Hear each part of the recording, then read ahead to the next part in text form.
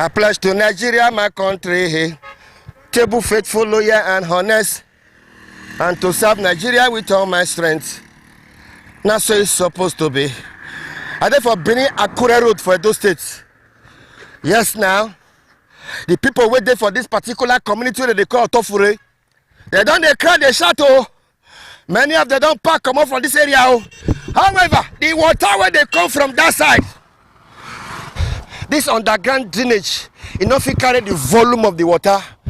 Now the water will come full, come split, go up. See as it don't damage this place. That's why Edo State government need to send their flood and erosion control. Come this place for Otofure. Now Ovia Northeast with this. Ovia Northeast local government for Otofure. Along Benin Akure Expressway. That drainage now pass under here. Thank you for your good work. There's a serious problem here. Serious problem.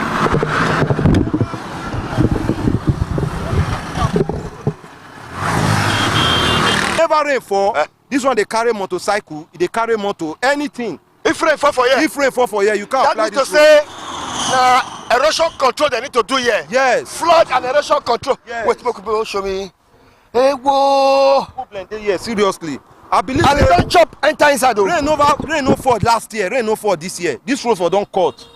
I don't say rain fall. But they don't talk. Hey, welcome. Come. Where the red water they've come from? Water again. All the water go climb up. Okay. All the water this go climb up. drainage so. Yes. Yeah, don't block. It not block, but the drainage no fit observe the water again. The volume of water too much. The volume of water is too much. So once they come, the water will climb up. It go climb up. It go cover the whole road. If you see, if machine apply this road at that particular time, it go take am. Even vehicle they stop for several hours before the water will come down, before the office start their movement. Okay. Make government come help. So this na drainage where they come from underground they come. When they come all the way for Ekeadolo, different communities. When they inside, now this one apply, now carry water come from bypass. Come past this Benin Akure. Come past this Benin Akure road. They carry us straight to the river. This is where river dey. But presently now, this drainage no fit control the water again. The drainage no fit. All the water now they cut all this road. All the water they stand up, they come up, they follow up. Even under the bridge, all don't cut. Okay, I don't see something now. Come, go jump enter inside. Hey, whoa! Waiting they happen. Hey, you see this place? When I did so, now that Benin Akure Express Road. Yes. This na the. Come see am now. This na the Underground drainage. See am way pass. Yes. Way pass under the tie road. Yeah, now this Benin Akure road be this. Yes. So this na the drainage. Yes. So the water where they come from, see am, water where they come from that side. Yes. Na heavy water. Heavy water. So the heavy water now, you know this drainage no fit absorb the water again. No fit the water pass the drainage. Okay. That's the problem. The water pass the drainage. Once it come, they cover all here. It go cover all here. Enter express. If they cover all here, they carry anybody. Carry students here the other time. I bet with the beg government. Now this place now go come out for. Now go come out for. I don't scatter that side they go. You don't finish am. Even here, you don't finish am. Come see am. Wait. This nine go scatter this place when I see so. Yes, let's scatter am. Let's chop am. Even under the bridge, we dey fear make this bridge no collapse. You don't chop am. Come see am.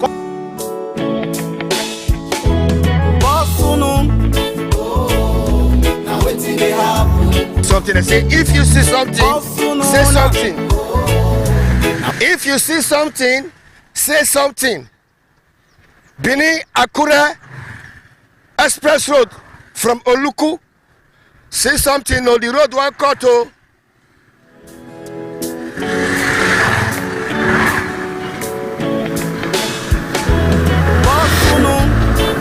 You see that direction when they pass that Benin Akure Road? When they pass, go. That's it, they enter, they come, they shop and they go. Hey, whoa. Oh, God. Flood and erosion control. Okay, now this area is there. Go. Okay, you be pastor. I'm pastor. Now my church with this. See front. Now see this has been this. You don't tell when this thing they happen here. It don't reach about 15 years now. 15 years now. That one I be the bypass. That's the bypass. That Benin Akure Road. That been Akure Road. If you look at the bypass, if you look under the 2 manhole when they bring water, the volume of water when that manhole they bring, now they come here, so now cause all this havoc. So they even start last year, February 2025, they start the work. You see, they put sand there now, they put gravel, everything. They start the work. In just, I think 4 weeks, they leave site. They're not going to start the work. We don't they happy because they even carry this drainage when you see, so they even escalate the drainage into this street. You can see the marking. See, they don't already mark and do everything. And all of a sudden, they come out. Now with this, so the area is now worse than before they came. How's not they enter? I'm telling you, if you go down that side, how's not they enter? People don't leave their house, and people don't run come out. Some people will not high-end money. Those of them will not even see money to build house. All of them don't run come out. They are frustrated. We don't shout for government. We be done. They happy say that last year they don't come, but this is what we are. What to say be the solution to this place? Yes, the solution be say if they can give us a good drainage system from that Akure Road.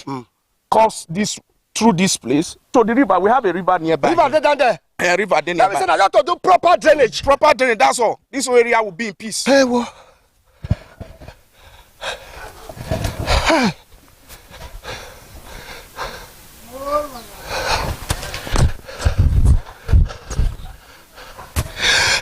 Where the community there? Where una this is there? Where una no shout come out? Where una this is there? Where una this is there? I don't know why they cry, brother. I don't cry. Nobody has ever played. How many times I don't go ITV? How many times I don't go commenters? Nobody has ever brother. They wait call them. Who come? Where the water from the come might not be here. Oluku, Isio, Obiogi, Ora, everywhere. Water na here they come. So I don't know what I go do. Waiting, Russia carry water for my boy. Now go now take come and now slippers, 2 slippers lost. Now God. Now yeah, now one get one wood that and the wood never come up for here. Now I will jump. That picky for that. Now God, 24 years old. Now God. When they award this road that year, because they are busy. They don't award them. They don't award the last year. Where you hear them say they award them? No, they bring alcohol come and they always material for road. They bring alcohol because they are busy. God don't butter our bread. Now so we there, brother. Now we there. Now there. With stones. They come fear with stones, and they come fear with stone now. Where they come for, they come grab all the stone come on. Help me.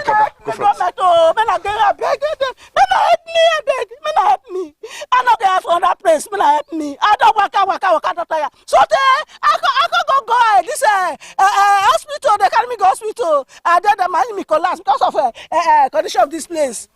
And how much I take come out for that hospital that time waiting. I don't cry. I don't know who gave me. I gotta pray for my thing to make her help me. I beg, brother. If the water when they enter here the fool. Hey, they put enter my house. Eh? If they put enter my house, not now they just they enter and say that here. As they enter and say that here. I say that here. I say that here. When I pay a beg. For all days not to build this house, for all days not to build them. I'm not going to on that place. So we are going to go, brother. We are going to go. Oh my governor, you should be ready to lay good foundation. Man, help me, brother. Man, help me. God, man, help me. I deal with a beg. Man, help me. Man, help me, I beg. Man, help me. Oh my governor, Man, help me. you should be ready to lay good foundation. Earlier the better, cause in the nearest future, you become one of the leaders. So we are praying. Amen. His Excellency, Senator Monday Okpewolo. You know why we they call on you? Because you don't do the one way past this one. You see that Ekiwa where you do for that area that they happy? You don't do the one way past this one, His Excellency. Make God help us. Make God help us, abeg. Make God help me. Make God help me. Na my house be this, oh. See garlic. One that be one for the garlic, oh. I don't got mission because of this place, oh. His Excellency, this one. I don't take government. This one a fresh one. This one a fresh one. Okay.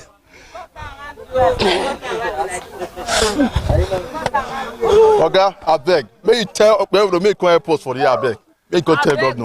Now our mama na be this one, na this area na we still dey. Anything we see affect am, e affect us. If you point one finger to person, the other one go back to you. If you say e never reach your turn, you go see reach our outside. That beg, now we see the beg governor. God forbid bad thing here center, another person you go see follow. Now that one we no want. So I beg. Like 5 don't enter. If you go from like this now, like 4 don't enter. No, this still they Go see this mama when your pass so. This one so. 4 hours when they near you, you don't enter. 4 hours when. So if I pass around, I go start. All those one don't enter. All those one are tenant. You hold your dagger. Hold your dagger. I beg, make government come. They don't fair do amo. They don't feed this place for us. Wait. They don't fair feed this. Oga, stay here. May I see you where? I say they don't fair feel everywhere. When I fair cry, don't state government, I be former government or this present government. This government when just dey on board. This government. So he don't feel here, do everything for us.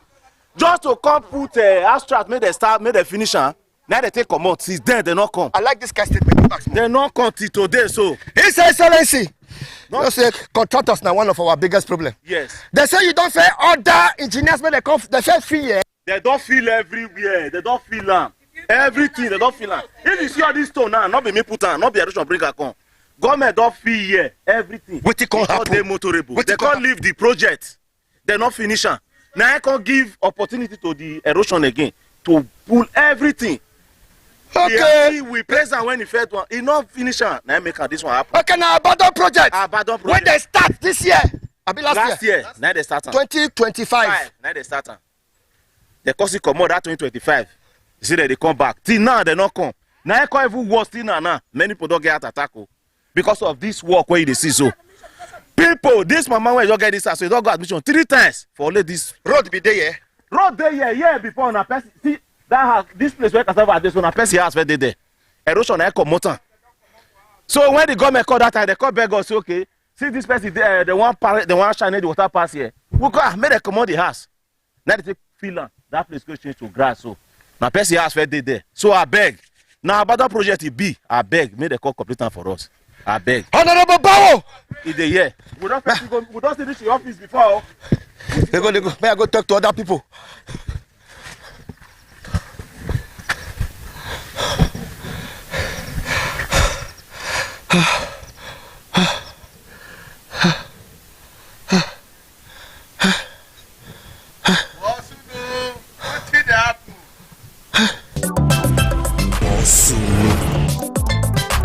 Waiting they happen. This area you dey? Yeah, they stay. What you concern you for this matter? My brother. What concern you? My house na here e dey. You see this place, so na be our major road before. From the express road. From the express, we will pass am till reach here. You go drive your motor, enter your house. Now small this thing start like this. So last year now, government come say they want help us. They can't come. This our present governor, so we dey so. They can't start work. Can't feel like you see this. So this is our present government. Exactly. Akpakomisa. Na him. You see those big story for Saturday so. Now they put am. Can't feel that. You see here go slope. Now they feel when they pass, when they caterpillar they pass. So we can't surprise. They can't run into work. Small. No, come. This the way they talk. So you know say this matter they don't share them already. Exactly. They don't drop comment already. Exactly. You say those government don't come here do am. See, if you see this, make, come small. You see, you see the stone? Where they put? That big stone. So now government I put them. This big stone. Now government, we don't fit carry am for head now. Now government now come carry am put am from that side. Come with the road now. Even if you carry tractor, your tractor no go fit pass here. What you call cost away come be like this after with the dog of fill. Now that erosion where they come for road there, for that manhole where they come for. When I first go that exactly. For that Binyakura road. Exactly. Now that manhole so where government put for that side. Now they carry the water from that side. They come give us for here. So you call it tear our road from that side, tear on this side. So we only wait we just want for government now. May they come help us. We they beg them. I beg. May they help us carry that same manhole. May they channel the water do drainage for us. Can I see the river? The river no far. The river dey down here, so. The river dey there. Yes, you know far. Just to carry from that side, put her for the river, finish. But why the contractor come abandon the project? My brother, we don't know what we do, Amo. We don't know what we do. We don't even, they don't go meet for go meet even Bao. Now yeah, we see now, so now they wait for the since that time. May God come help us, oh. May God help us. Make it touch governor. Look camera. Yes, so may it touch governor. Make it come help us for this place. Because if you not help us, more damage. Now it won't come for this place, so we dey beg am. For this Otofure? Yes, so I beg. We dey beg, oh. Me I dey beg governor. I beg come help us. See our people, all of them don't pack come up for year finish. We want you know, yes, say governor don't first say contractor make them come to am. Make it come complete her for us. Now that's what we want. Make it complete her. They don't run leave her. You not good like that. Road, we not see road pass again. Where our children they go school now we go the fear. If rain fall, now wahala. We not see where they pass. I beg. Governor beg come help us. Make it help us, make it do the road. However, Excellency, they say those state government don't first say contractor come here. They be done, they do am. But the contractor suddenly, the landlord and landladies, they come surprise say the contractor not this site again. Equipment not this site again. As they live and since then, that place when they show you for Benin Akura Express Road, where that small manhole where they do for 1964. See what it does. Open inside, though. That place deep, you go carry. I know they like the way that they threaten me for all this matter. What can do, what no man can do. Where una dey? Where Otofure you today? Where una dey before this thing copy like this? Una no fit control the contractor. We don't call, we don't tire. They say make we relax, say they go come back. They go come back. Now we dey so. Follow me, Waka. Small. Not go inside. Not go inside, I beg. Not go inside, I beg. Don't take it, I beg. Not go inside. Yeah, 3 children last 2 years, 3 children. Now Russian carry come. We don't see the. Don't go. No. I beg. Look in the show me something. Look at now. How they see inside? That place be like a. I don't know how to do inside. Yes, now. I beg. Make God come for our rescue. I beg. Okay. Thank you. Now where teeth dey teeth? Now they feel they do the medicine. Where? Teeth dey teeth. Now they feel they do the medicine. If the teeth don't come out to go. You don't finish. When teeth they teeth. Now they do the medicine. Maybe not for not come out. If you don't come out, you don't finish. Or phone. Thank you. Wonderful twins. Not be twins. Come. Are you serious? Yes. You are not twins. They be twins. My name is Senior. She be junior. What be your name? Precious. A friend you fall for this area. How you be? Hypertension they will lose. I don't almost carry BP because of this road. I got admission 2 times because of this road. Admission I nearly die because of this road. Because if this house collapses here, we don't get there to go. We don't get papa. Only mama will get. Now your mama be that woman? Yes. Now the age of 4 age, then my mom take build this house. Suffer. Now she suffer. Build this house. Say pure water. Say drink for sun to build this house. If this house fall for year, we not get helper. We not get anything. Only God may be our helper. Then because they cry for government, may they help us do this road. Hey, your mama be this? Yes. My children. Fear not that they come out to. Now fear me. Your daughter say friend before say go to get BP. Nah. Say hypertension one who are enemy. Not be lie. But you believe say God fit do something? Yes. You believe say God fit use person to come do this road? Yes. You believe? Yes. You believe say God fit do one? Yeah, where? If you believe say God fit locate the governor? Where? God fit locate the government? I believe. God fit locate the governor? I believe. Only God can do what no man can do. Unchangeable, reliable God. Only God can do what no man can do. God go do am. Amen. They go draw government attention. Amen. Come here. Amen. I agree to that, yeah? Thank you very much. Thank you.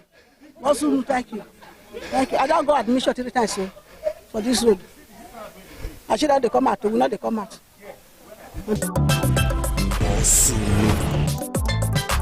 Waiting they happen. Uncle, No, now you put that bridge to your house. yes, that me do one.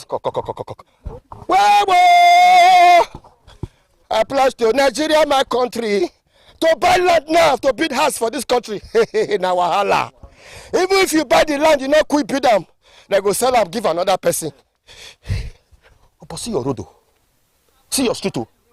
Don't maga. See your street, oh. You don't maga. You don't maga. Now make you use uncle. Huh? I mean, to so I'm made the call in not the court. Call yourself. Outside again. Now, Hey! Hey! Hey! He affect you? He affect you? He affect you? Yes, oh. He affect you? Yes, oh. He affect me, oh. He don't spoil 6 house. He don't spoil land. He don't pursue them. Go tenant. Now only my house he remain. Get it to my house now. May they help me, oh. For where they? He did there. He did there. May my pikin help me. I beg. Where they go? I want to see the landlord of this house. I mean, do this bridge. This bridge, it cost me 300,000. I first do that concrete bridge. When government come and they come scatter down, they say they want to do the road. I can't be happy. Now money I can't spend again. Can't do this one. 300,000. That uncle so we did that so. I mean, do one. So that maybe we got to know the court we decide. So if your family members, your friends, and community people, they want to come visit you, I dey shame. how will enter your house? I dey shame. How will want to enter your house? Now that they mean I dey Okay, shame. more enter your house now. More enter your house. Now let's go to your house. See my house. Let's go. So now say you take the passer. That's why the person. They go now. I pledge to Nigeria, my country. Now so you can't enter your house. If rain fall, at times it go this bridge go carry on. Then we come cast here again now. So that made the water not the carry on, carry the bridge. And to buy land now. For here, for this side, if you not get 5 million, you don't buy land here. And to buy the building materials now. Not be here. Cement na 12.5. Cement na 12.5. I beg, may government come. May come to, we dey suffer for this community. Light not there, no road. I beg, we dey suffer. But now if I talk that says the governor don't first send people come. I don't know what happen. May they come out. I don't know what happen. But soon. Where that woman?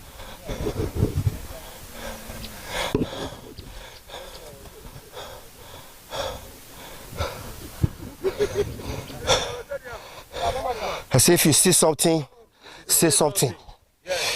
I did for Tofuri community, for Via Northeast. Erosion.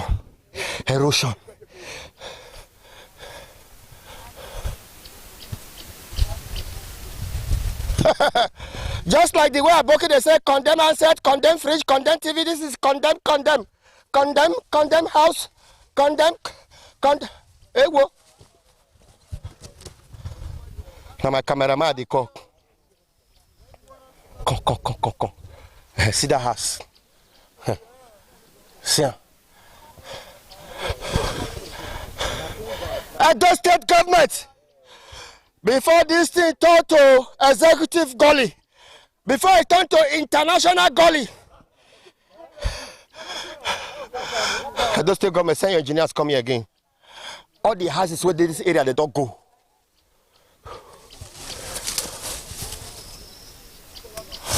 That erosion, that Binia Kura road, that erosion when they pass that place, all those water when they come from different community.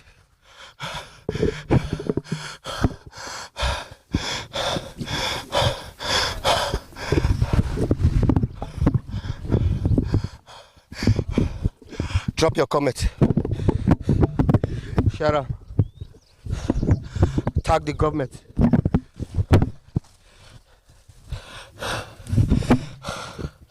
This work.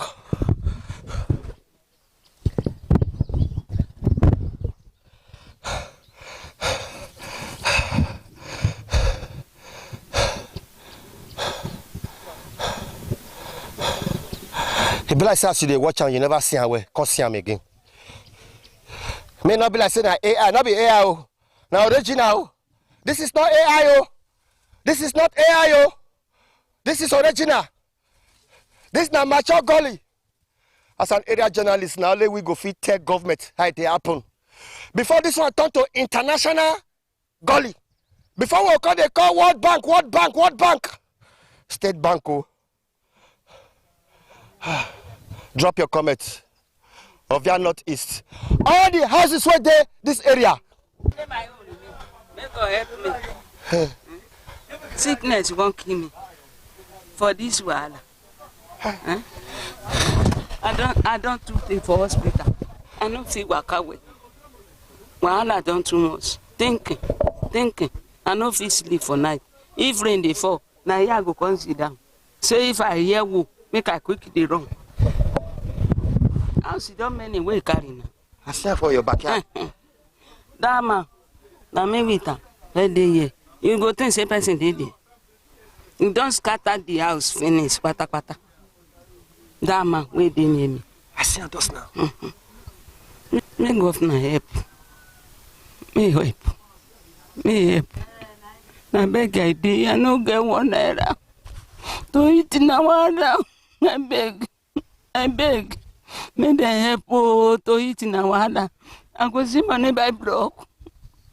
And medicine don't dey now. And medicine. I no fit waka. Sleep no dey. And if rain dey fall? If rain dey fall, na here I go come sit down. If I hear one, me I quick dey run. Then I carry my children.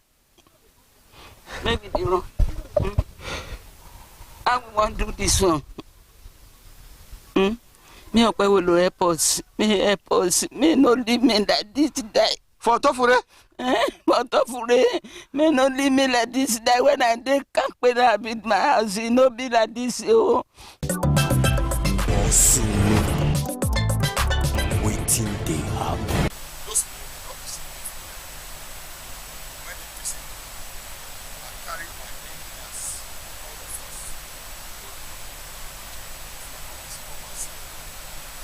Minister of Works.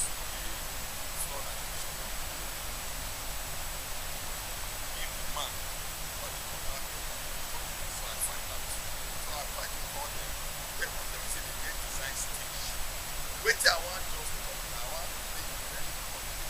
patient with us by the grace of God, by the special grace of God. Our regime, Senator Mondo Melo regime, when it's done, to let the patient, floor erosion different from normal way of otherwise, fit one will cause another damage again. So they are on it. Minister of Works is not for that. Why I went there? So we are already working together. Tell them next 2 months and we shall find a way to resolve the problem. We know we have problems for us. Oh, so many areas now where calling will be being used by erosion.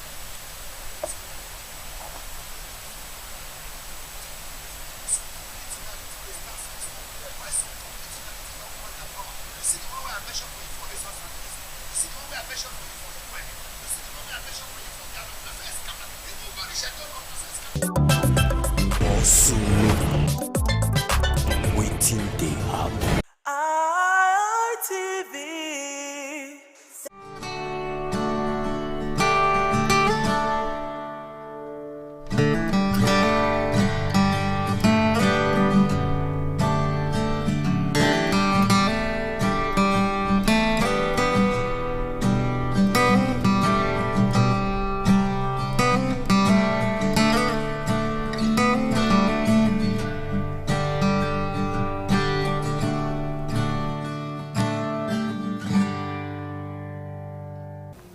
Hello, beautiful people. Welcome to another edition of Youth Perspective on Independent Television.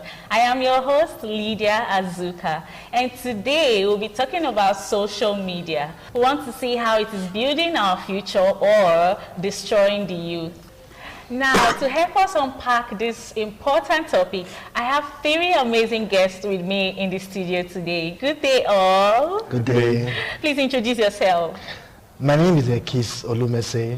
Thank you for having me today. Thank you for coming. My name is Perfect Totagami. Thank you for having me. Thank you for coming. And I'm Udoku Onochie Gabriel. Thank you so Thank much you for so much for coming. having me. Okay, those are my guests on today's episode. It's going to be an interesting one. You don't want to go anywhere. Remember, you can watch us live on our website at www.itvradioNG.com, and do well to follow all our social media platforms at ITV Radio NG. Now, let's get right into the business of the day. Social media has become an important part of our modern life. Now, over to you, Ekis. Has social media destroyed the youth, or has it impacted the youth so far? Okay, thank you very much. Before I answer that question, I'd like to throw more light on what social media is all about. Go on. Social media are digital platform that is used to create, share, and disseminate information, educational experience, and people are able to communicate with each other. But the basic thing is that social media is a tool. And as a tool, I'll go right to answer your question. Social media is neither building the future or destroying the future. It is based on its usage. It is based on the one that is using social media. So social media can take you as a ladder to success, or it can bring you down. So it depends on how you are able to use it. If you use it well, you get the benefit. If you don't use it well, you get the disadvantage of it. So I believe that social media on its own is not like I said, is a technology, and as a tool, you are the one to use it. If you use it well, it's going to benefit you. If you don't use it well, you have the other part of it. So there are other benefits that we can talk about during the course of the show. But for now, social media is neither building the future or destroying it. It is based on the values that people have. Amazing, Thank amazing. Thank you so much for that answer. Over to you, Perfect. Same question. What do you think social media has done to young people in this generation? I think social media in itself, it's an opportunity created to broaden the horizons of mankind, so to speak, through artificial intelligence, connecting the entire world together in a particular space where everybody from different continents, without leaving the comfort of your place, to communicate with each other. So I would say it destroys and builds at the same time, because it's relative to the person that is making use of it at the time. Amazing, amazing. Yeah. And to you, Gabriel, the question still remains the same. Go on. So yeah, for me, I think I'll sit on the fence, because the matter of social media is highly subjective, right? And it still depends on the user and the usage. Because social media, for some people, has been that platform whereby they've been able to earn a living. While for others, they are just addicted to social media. That's why I said we cannot categorically say that social media has done more harm than good, but that's why I'm pretty much deciding to sit on the fence, because while others can consider that social media has done harm, that same social media platform is still doing good and helping people to improve their standard of living and all of that. Amazing. Now, you talked about social media doing harm. I'm still coming back to you. How much harm do you think social media has done to the youth these days? Okay, the matter on social media now, we have a lot of younger ones who are not supposed to be on this platform. Most of these people hide and watch pornography. This leads to addiction. So being addicted to watching porn and so many other things could lead to, improper usage of this app. So yeah, in that aspect, I just used pornography as an example. In that aspect, so yes, social media causes harm. Yeah. Okay, Ekis, this question goes to you. The Prime Minister of the United Kingdom has placed a ban on social media for teenagers below 16 years. Yes, what do you think about that? Do you think it's a good idea? Well, I don't think that social media should be banned totally. Okay. Because apart from the harm that you think it does, there are also benefit. You know, so the most important thing should be proper management. There should be guidance, because everyone is responsible to ensure that our teenagers, they are able to follow the path of righteousness when it comes to using social media. You know, so that's where the place of management, that's where the place of monitoring comes. I know there are issues where most teenagers, they are more knowledgeable when it comes to their parents may not know most of the things that they know. You understand? Yeah. And so if they are able to outsmart their parents, you know, so in this AI generation, you know, it's not only for the youth, it's also for the adults, so that they can monitor. You know, in phones, there are this thing that you can put, what do you call it? Parental control. Parental control. Yeah. You can control the screen time of your children. You know, so they can be monitored, they can be checked. You know, because they also benefit. If you ban them totally, I don't think that is right. Okay. I think they should be given an opportunity and they should be monitored. Okay, perfect. Do you agree with him? Well, I think for this current generation, this Gen Z generation, that is very subjective to the child that is using the phone. Exactly. Because you now have highly intelligent children that are way more intelligent than their parents. So even if you employ this parental control, do this and do whatever you need to do as a guideline to keep them safe from whatever is killing them.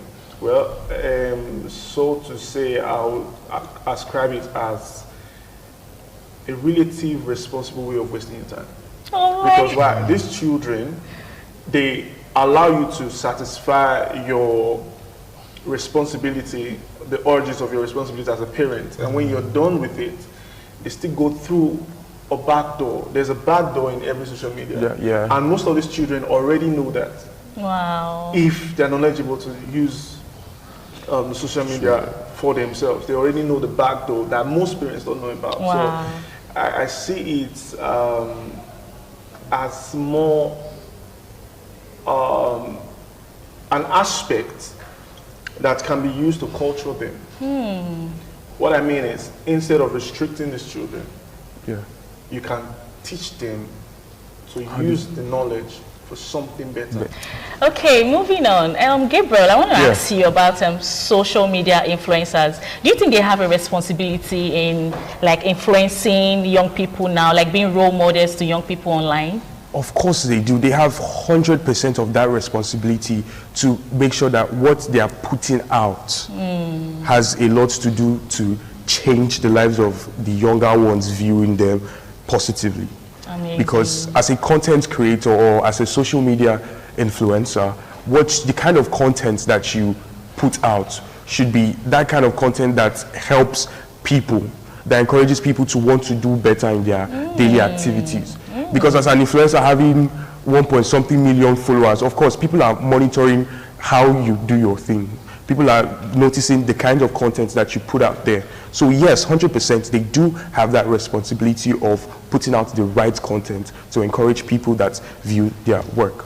Amazing, amazing. So now, Ekis, I want to ask you, what practical skills do you think young people can learn on social media?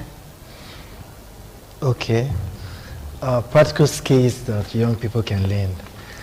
You know, through the coming of artificial intelligence, a lot of persons have been able to learn, and they have been able to make use of it to become richer, in the sense that in their automated system, which you can learn and develop skills.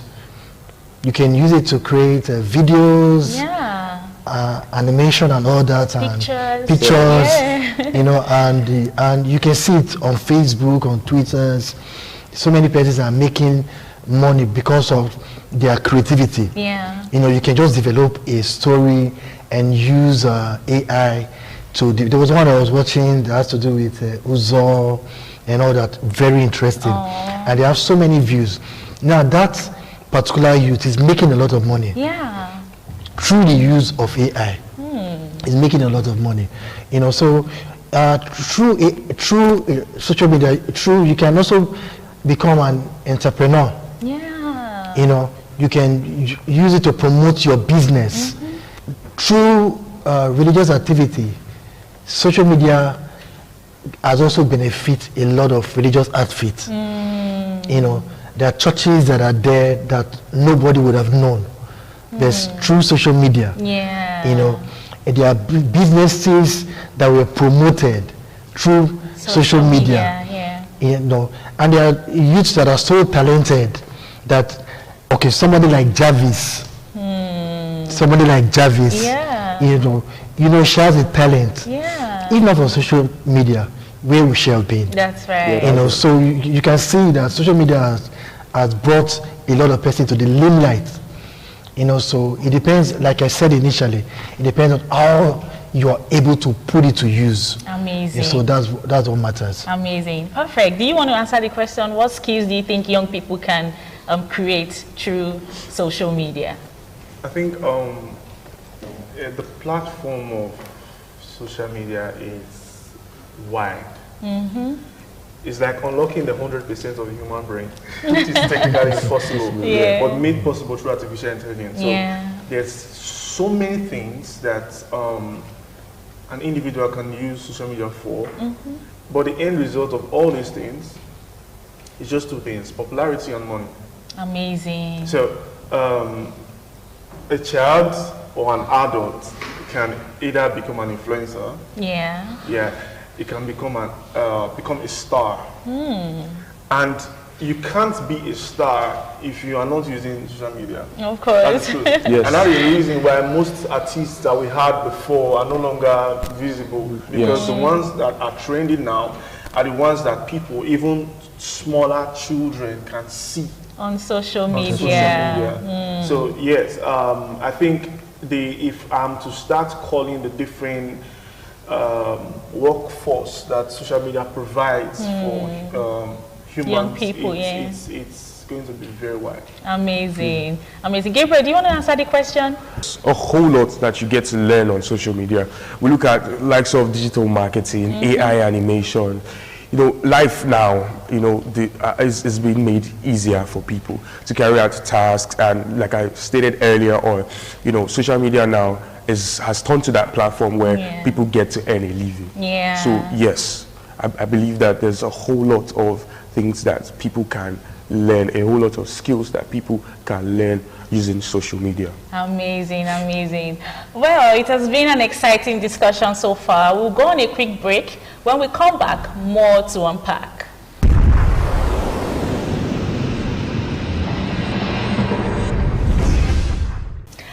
Welcome back. If you're just joining us, this is Youth Perspective on Independent Television, and today we're talking about social media and its vices. I have with me still in the studio 3 amazing guests helping me unpack this important topic. Okay, moving on, we're going to have a rapid fire round. I'm going to be asking my guests 1 question each, and they just have to answer me with 1 answer. Are you ready, guys? Okay. Okay, let's go. So 1 word answer, yeah? Ekis. Social media in 1 word. Social media is amazing. Awesome. Perfect. 1 word. Broad. Broad. Amazing. I love that. Gabriel, 1 word. Opportunity. Opportunity. That's amazing. Yeah. Okay, another fire round. Biggest benefit of social media. 1 word, please. Success. Success. Amazing. Perfect. Finance. Finance. You don't say honestly. So I've been making emphasis on money making. So 1 word, Gabriel. Viral. Viral. I love it. Another rapid round. Biggest danger of social media. Cyberbullying. Cyberbullying. That's an amazing word. Perfect. I think defamation. Sorry? Defamation. Defamation. Defamation of character. Amazing. Gabriel? And addiction would be the word. Addiction. Wow. That's a big danger. Okay, so should teenagers have screen time limits? That's the question now. Ekis. Should teenagers have screen time limits? Yes, they should. Perfect? Yes. Yes, Gabriel? a very big yes. A very big yes. Okay. Can someone become successful without social media today? Can someone become successful without social media today? Ekis? I doubt. You doubt? Okay, perfect. 100%. 100%, okay. Wait, 100% yes or no? Yes. Yes, someone can become successful without social media today. Yes. Amazing. In this digital world? 100% yes. Okay, Gabriel, let's hear you. We're in a digital world now. Even churches are creating content. So, so no. Amazing answers. So as we wrap up, I would like you all to share a piece of advice to young people watching you today. Ekis. Thank you so much. Yeah. So every young person out there, social media can be used to attain the highest height of success. You know, so ensure that you use it. Ensure that you have the right value. You know, so social media, remember, is a ladder to success and also a staircase to destruction. Amazing. The choice is yours. Wow, that's an amazing piece of advice. Perfect. Let's hear you. Well, social media can be used positively, and it depends on you. So you have to check your character, check your personality, check your environment, and decide what you're using it for. I would advise that you use it positively, because whatever you do affects those around you, both immediate and external. Thank you so much for that advice. Gabriel. I'll try to keep my advice very short and impactful, right? Social media never forgets, right? So ensure that you use it for the right reasons, right? Look at apps like Twitter, that's X. They just never forget. The streets of Twitter never forget what you have done in the past. Use social media for the right reasons, and to my young ones out there, make sure to reduce your screen time. Thank you so much for that advice, and thank you all for coming on the show. Thank you very much. Well, viewers, you've heard it all. They've said it all. Social media can be impactful and it can be dangerous for you, depending on how you use it. It has been Youth Perspective on Independent Television. Please do well to follow us on all our social media platforms at ITV Radio NG. And remember, you can watch us live at www.itvradio.ng.com. I am your host, Lydia Azuka, and until next time, bye for now. ITV, certainly the best.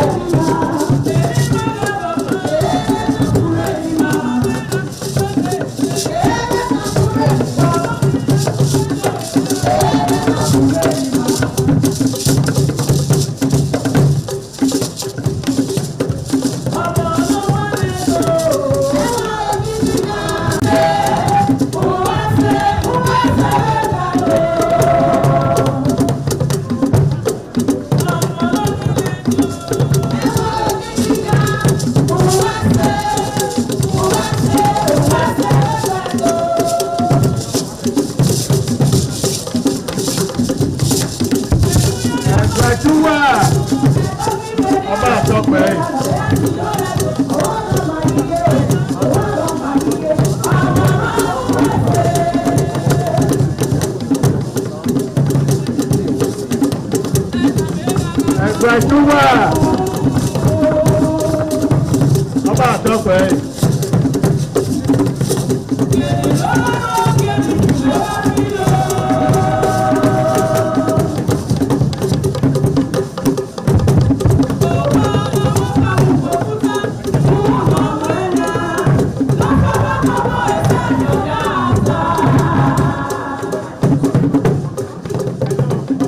Ẹgbẹ̀júwà. Ọba àtọ́pẹ́ yìí.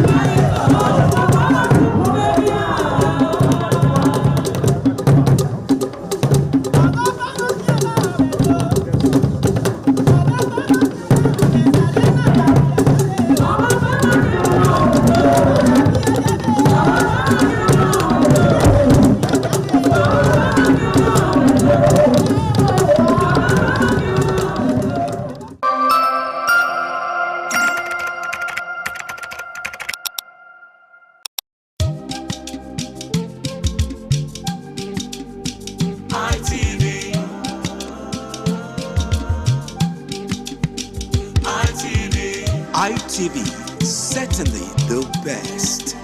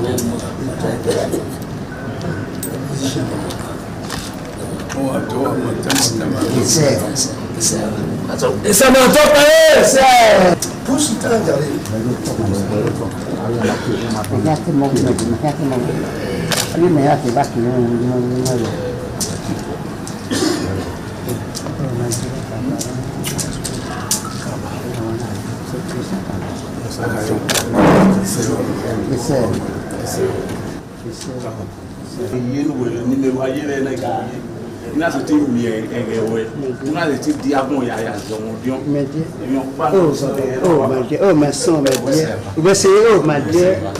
Oh, where are you? Is that where I give you? Not over. Yes. Not do so much. Yes, where's it happening? Where's it happening? Oh, where's my dear? Is it?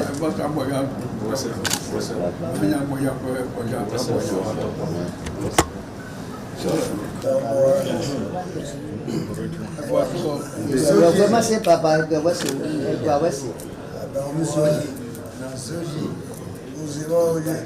Ça m'a toqué.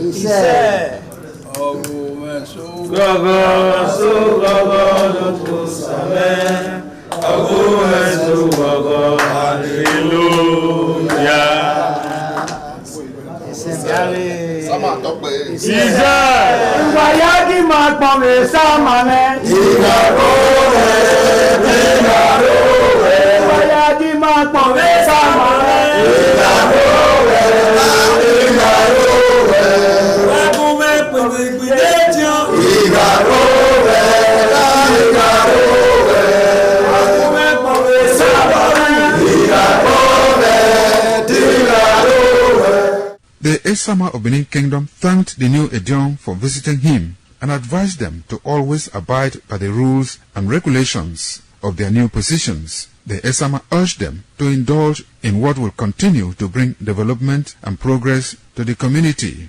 When I say it's your job, I wait to us and I know what I will. Yes, Papa. Look, Caliban, why you know, no, we say, who paid you? Who paid you? Ah, Papa. Eko mwana sewa. Ewa ya lo de de we ase wa ma for ma. Awe wo we ni ne. E jomu ki. Eh jona we. Eh jona polo pe. E jona mluri akwa e wa mi ola. Ba we ko ba. Ojo we. Ka de ne na ya de wo yi.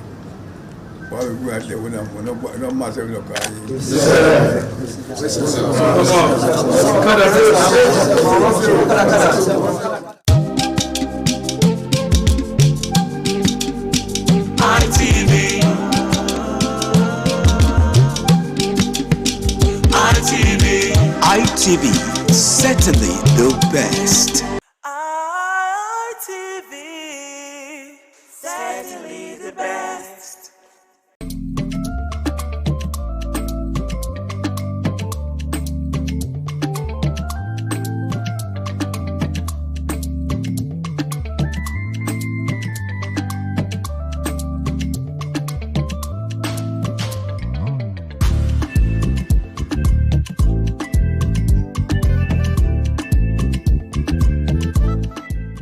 Hello and welcome to WIC Women in Conversation, where we discuss things pertaining Nigeria, pertaining women, pertaining men, and pertaining the children.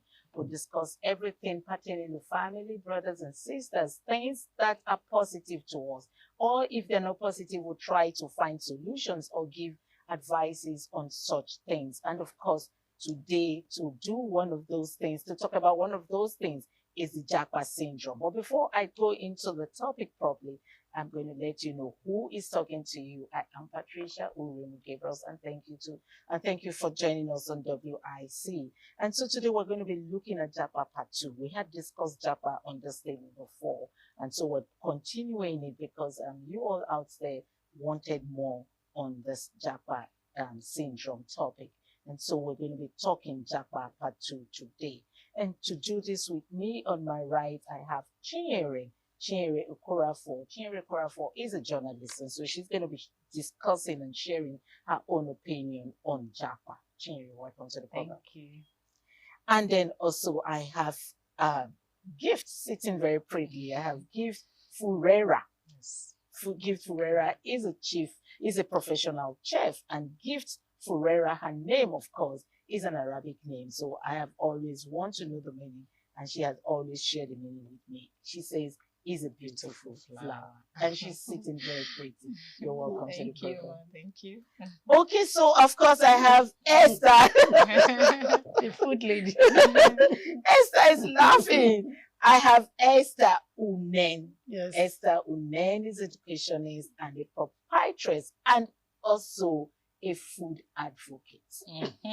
For men. For men. She advises that we give our husbands, our men, very good food. And she is from that part of the country that does just that. Justice to it. Esther, you're welcome to the program. Thank you. Thank you. Okay, so today, like I said earlier, we're going to be looking at Japa Part 2 because we've discussed Japa on this table before, and Nigerians wanted us to, share more light on Japa. And that's the reason why we brought it back to the table. So I tagged it as Japa Part 2. But before we continue on this discussion, let's look at what former President Goodluck Ebele Jonathan said. He says the Japa syndrome in Nigeria has to stop. Anyway, before we go answering him if it will stop or it will continue, let me ask what Japa is. It's a Yoruba language, so what exactly is Japa Chinyere? Chinyere is an Igbo lady, from her name, but who has lived so much in Lagos, so she knows the meaning of Japa. What's Japa? Okay, thank you. Thank you, Madam Pat.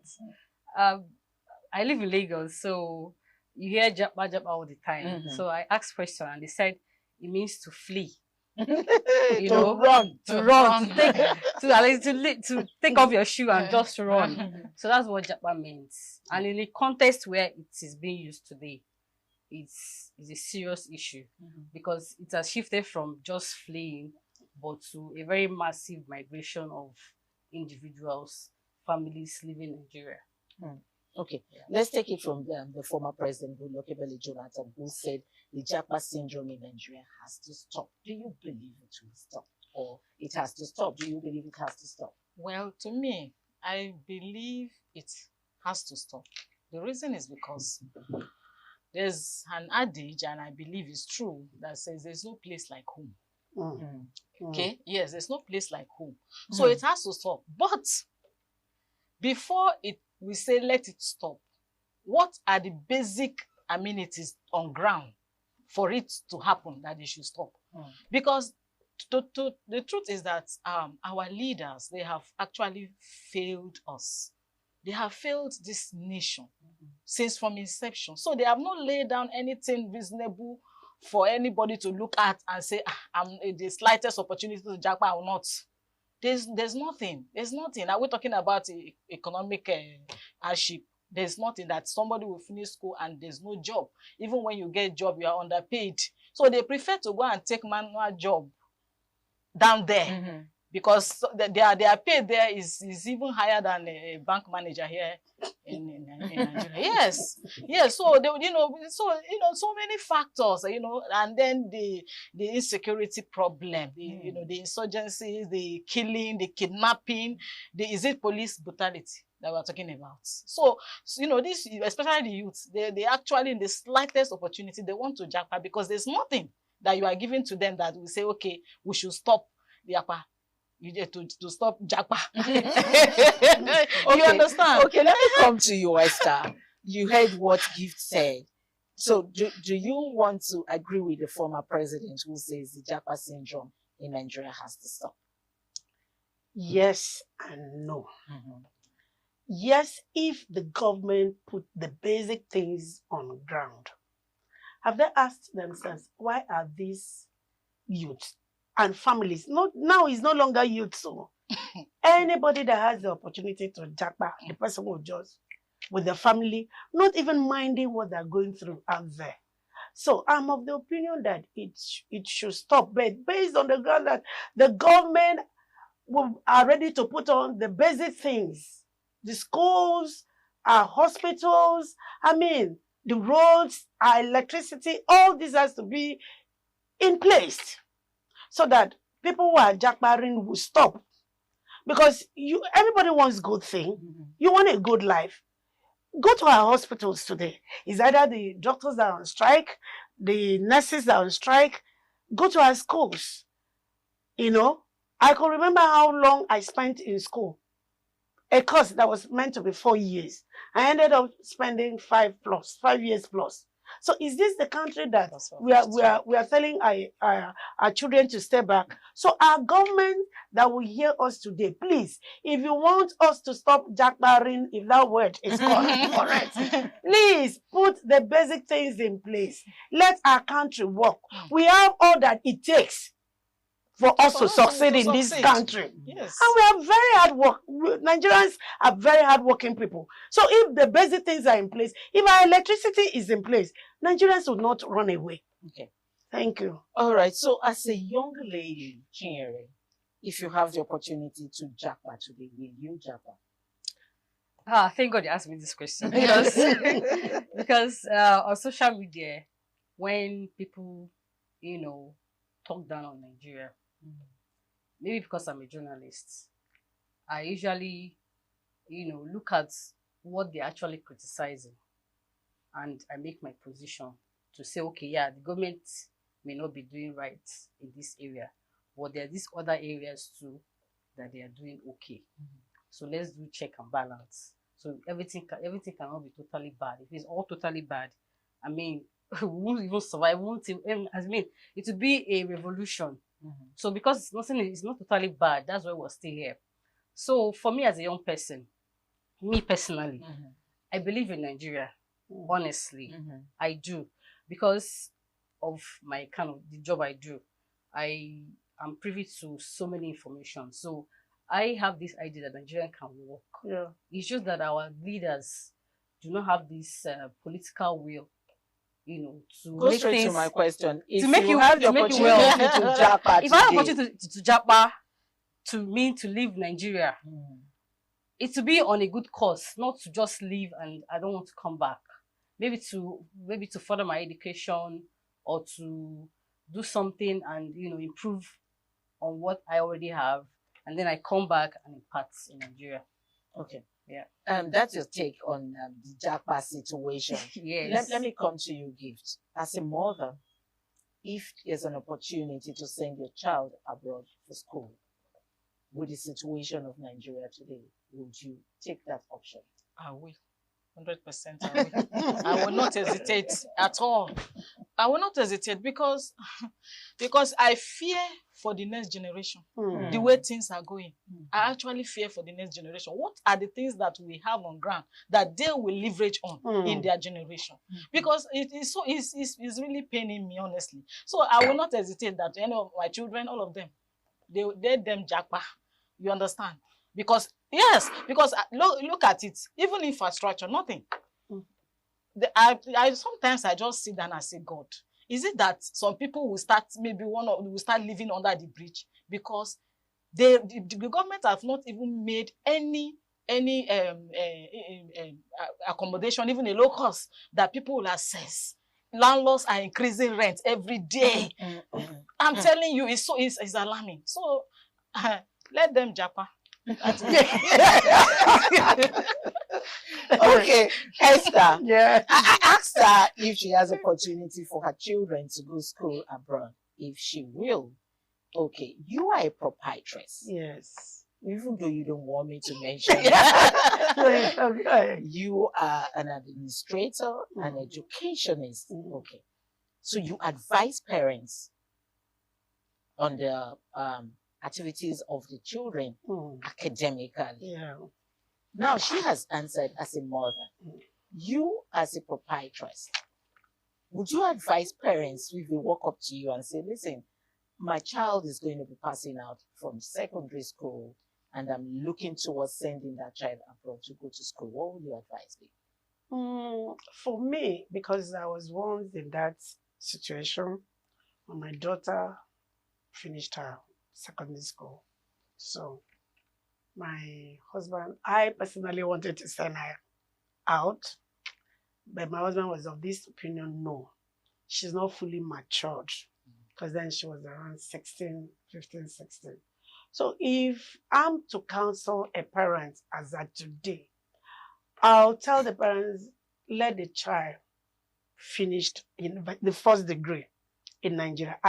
Before then, or after first degree, the child is emotionally, mentally matured. So that, because we are talking about jackbarring. A lot is going out there that is not healthy for our children. 15, 16, you want to send the child out there to stay all alone.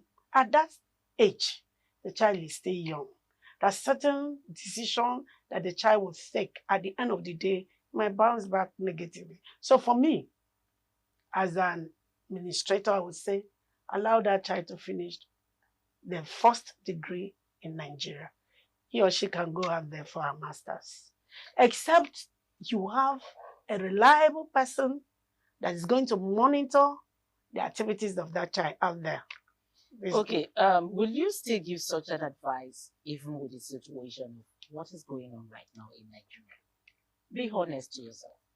This is what of course, this was about 4 or 5 years ago, which the situation has not really changed. Like it's worsening, exactly. I put a clause. If you have a family member, a trust friend that will monitor the activity of the child out there, you can release. But in a situation whereby you're just sending your child to Canada, 15 years, 16 years, to UK, to America, all alone. A lot of family will not want to agree with you. I know.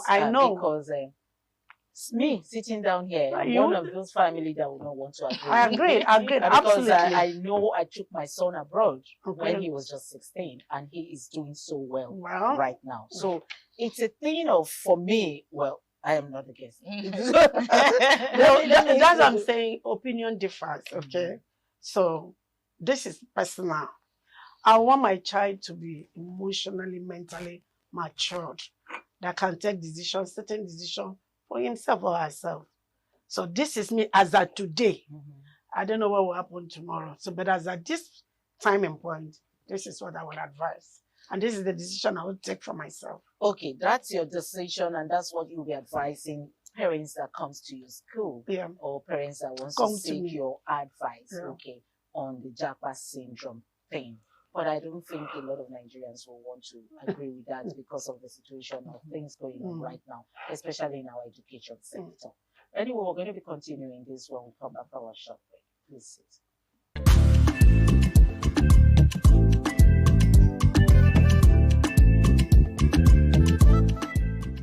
But it's still WIC Women in Conversation. We were discussing JAPA Part 2 because we had JAPA discussion earlier on before. So we're continuing it because Nigerians wanted to really, really understand this JAPA syndrome. And we had the former President Goodluck Ebele Jonathan, who says this JAPA syndrome should stop in Nigeria.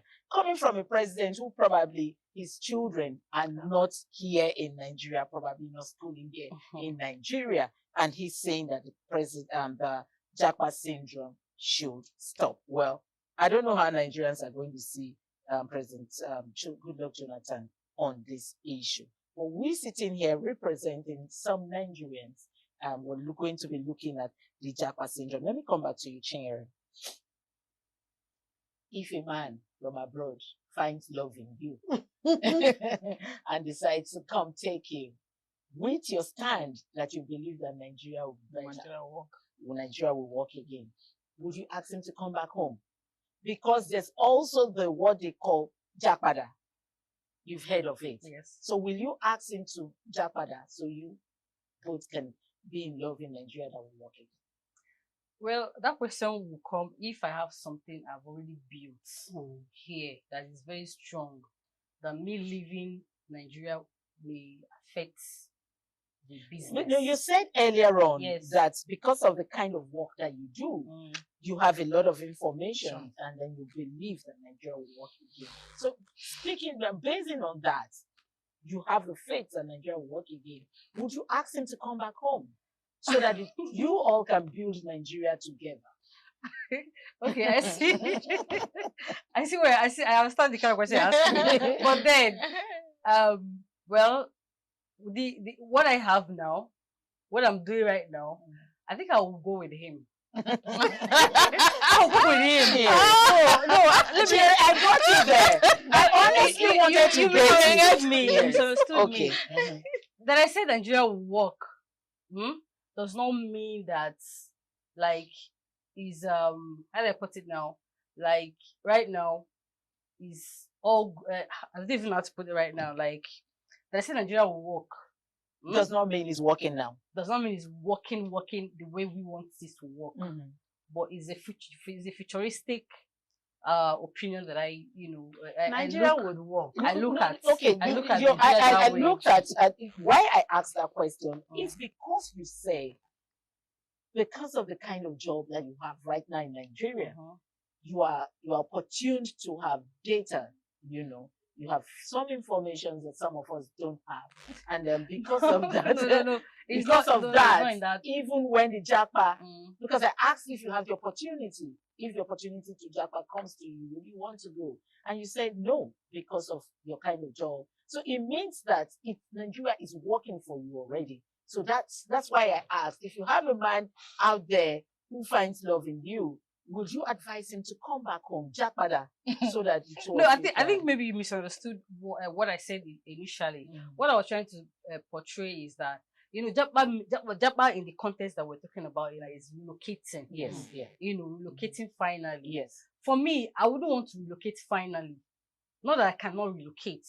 I can relocate on a temporal, arrangement. Like I want to go and do a master's, then I come back. Okay. Now, if you find love. If I find love, yes. Why not? I will join him over there. I will join him. You won't want him to Japan. I wouldn't want him to come, but if he wants to come and build something here, I will encourage him to come and build it. And like I was trying to, say earlier, like if I have strong something that I have, maybe like I've established a company, something strong. Like right now, I'm still I'm still employed. Like I'm still working under somebody. Like it's not like my establishment. It's not a company that I own. So it's easier for me to leave and travel. But if I have something strong here, very strong that is, giving me money, I can encourage him to come here. Or, we'll find a way to do it. I don't know, my opinion might be somehow, but that's your opinion. That's my opinion. Okay, so let's move on to Jackpada. There's also the Jackpada syndrome, which is not that much, but we have people who also have gone and tested and it may work for them with Jackpada.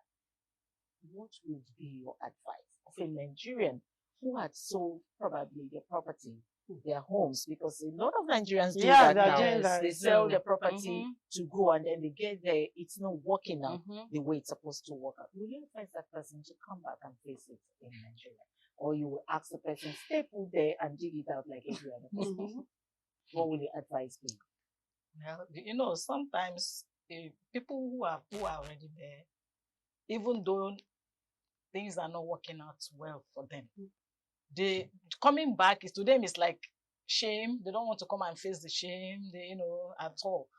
But it's in two ways. If they can still persist, if they know they will still persist. Gift, you have the plan to Japan. So President Goodluck Ebele Jonathan, former president of Nigeria, is referring to you. Okay. You have every plan to Japan.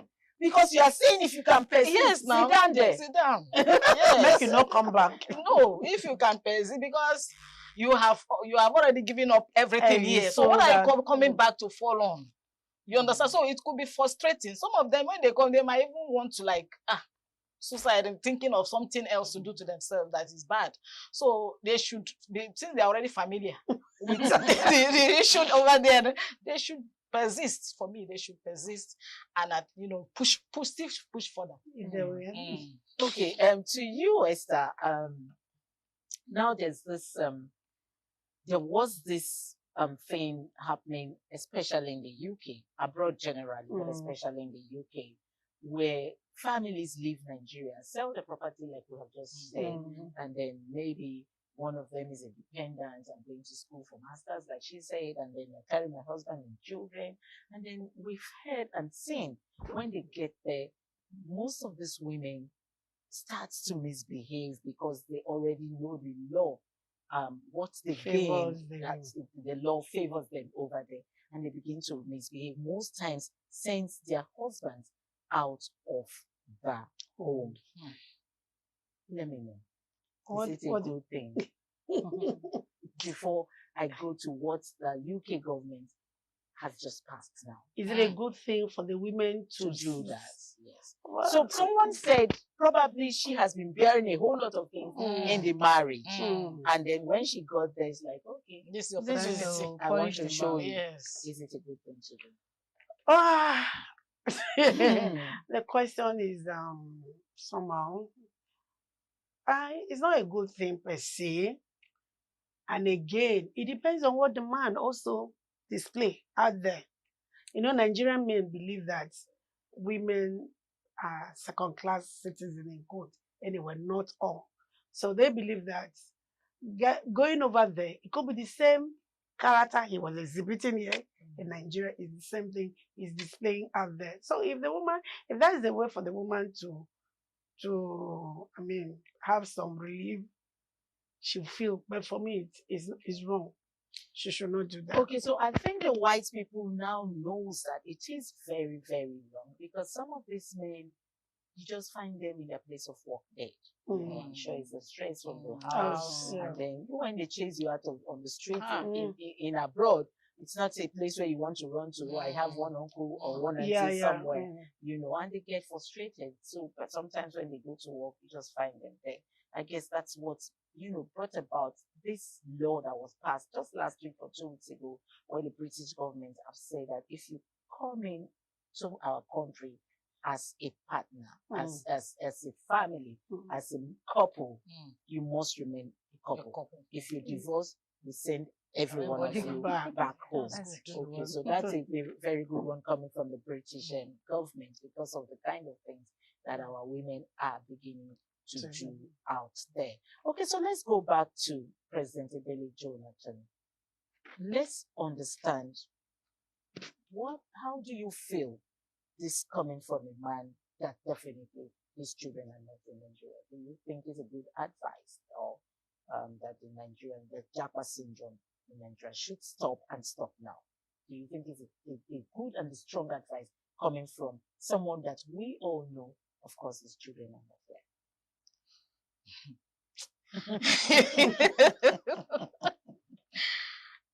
Well, like I said, honestly, his idea is good.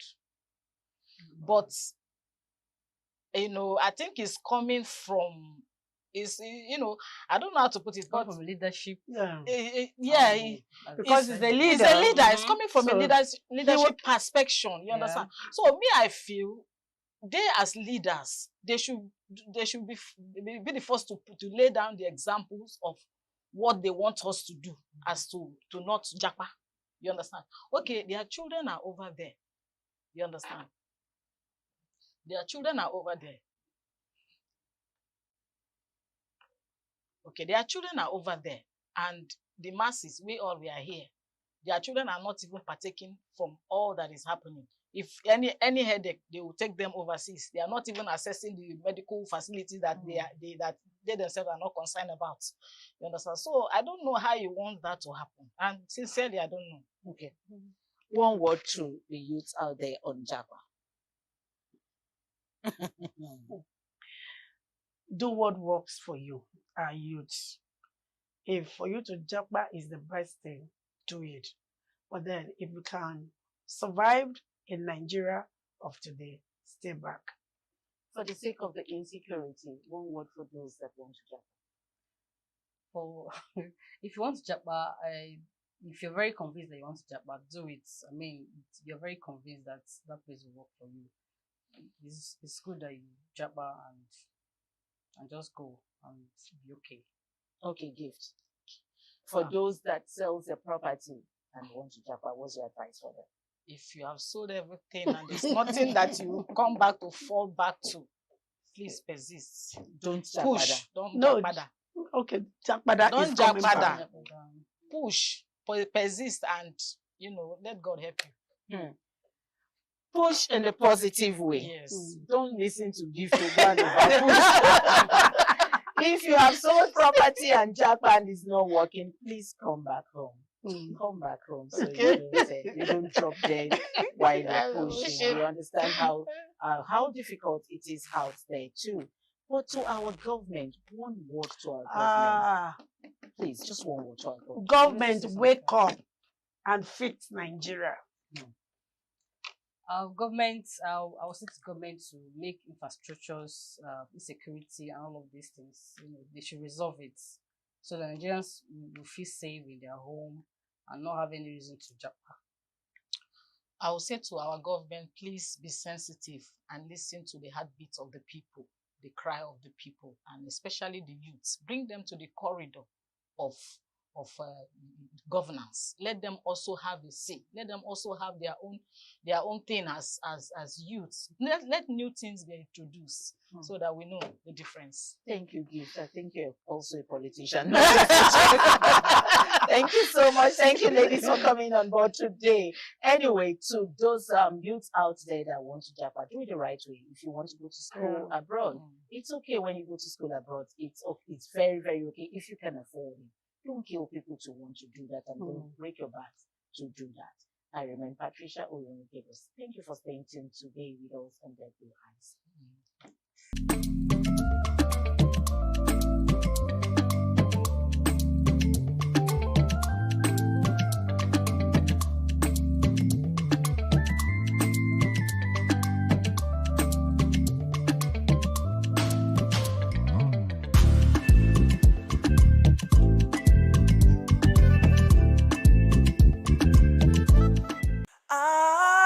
ITV, certainly the best.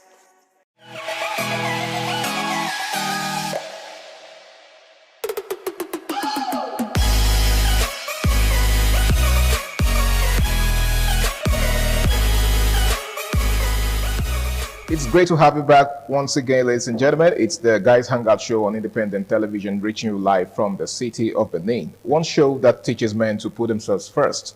My name is Harry Aigboje, and of course, it's my pleasure to have you join me on this episode of the show. Now, tonight we're discussing control. Should a man be controlling in his relationship?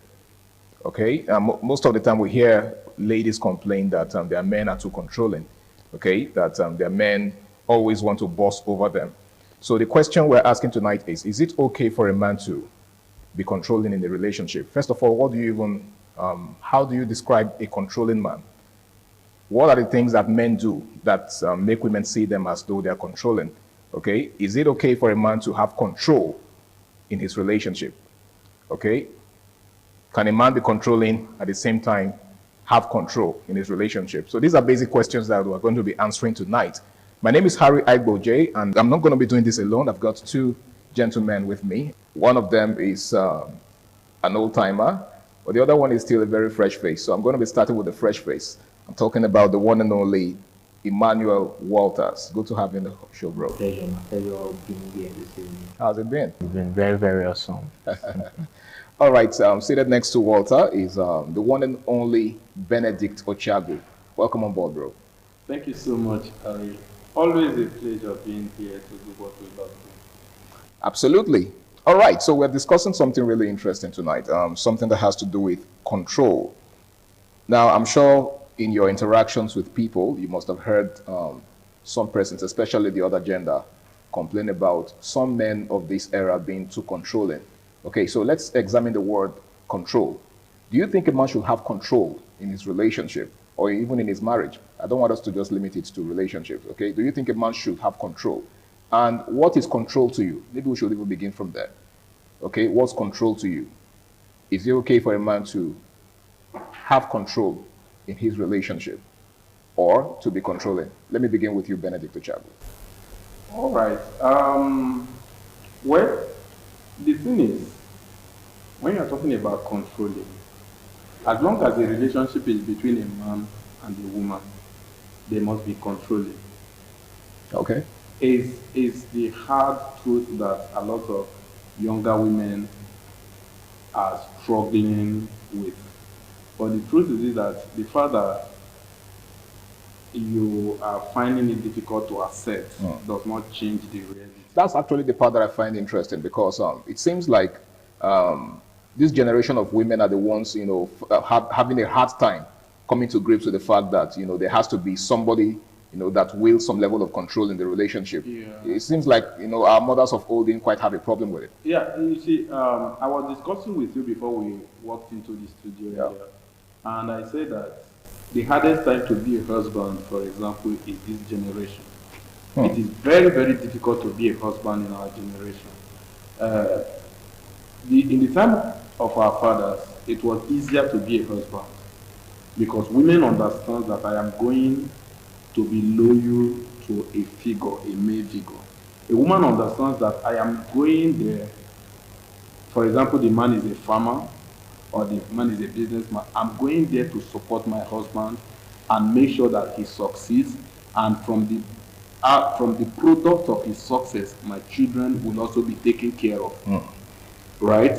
Even sometimes they go into the marriage understanding that another woman might even come in and they will still be loyal.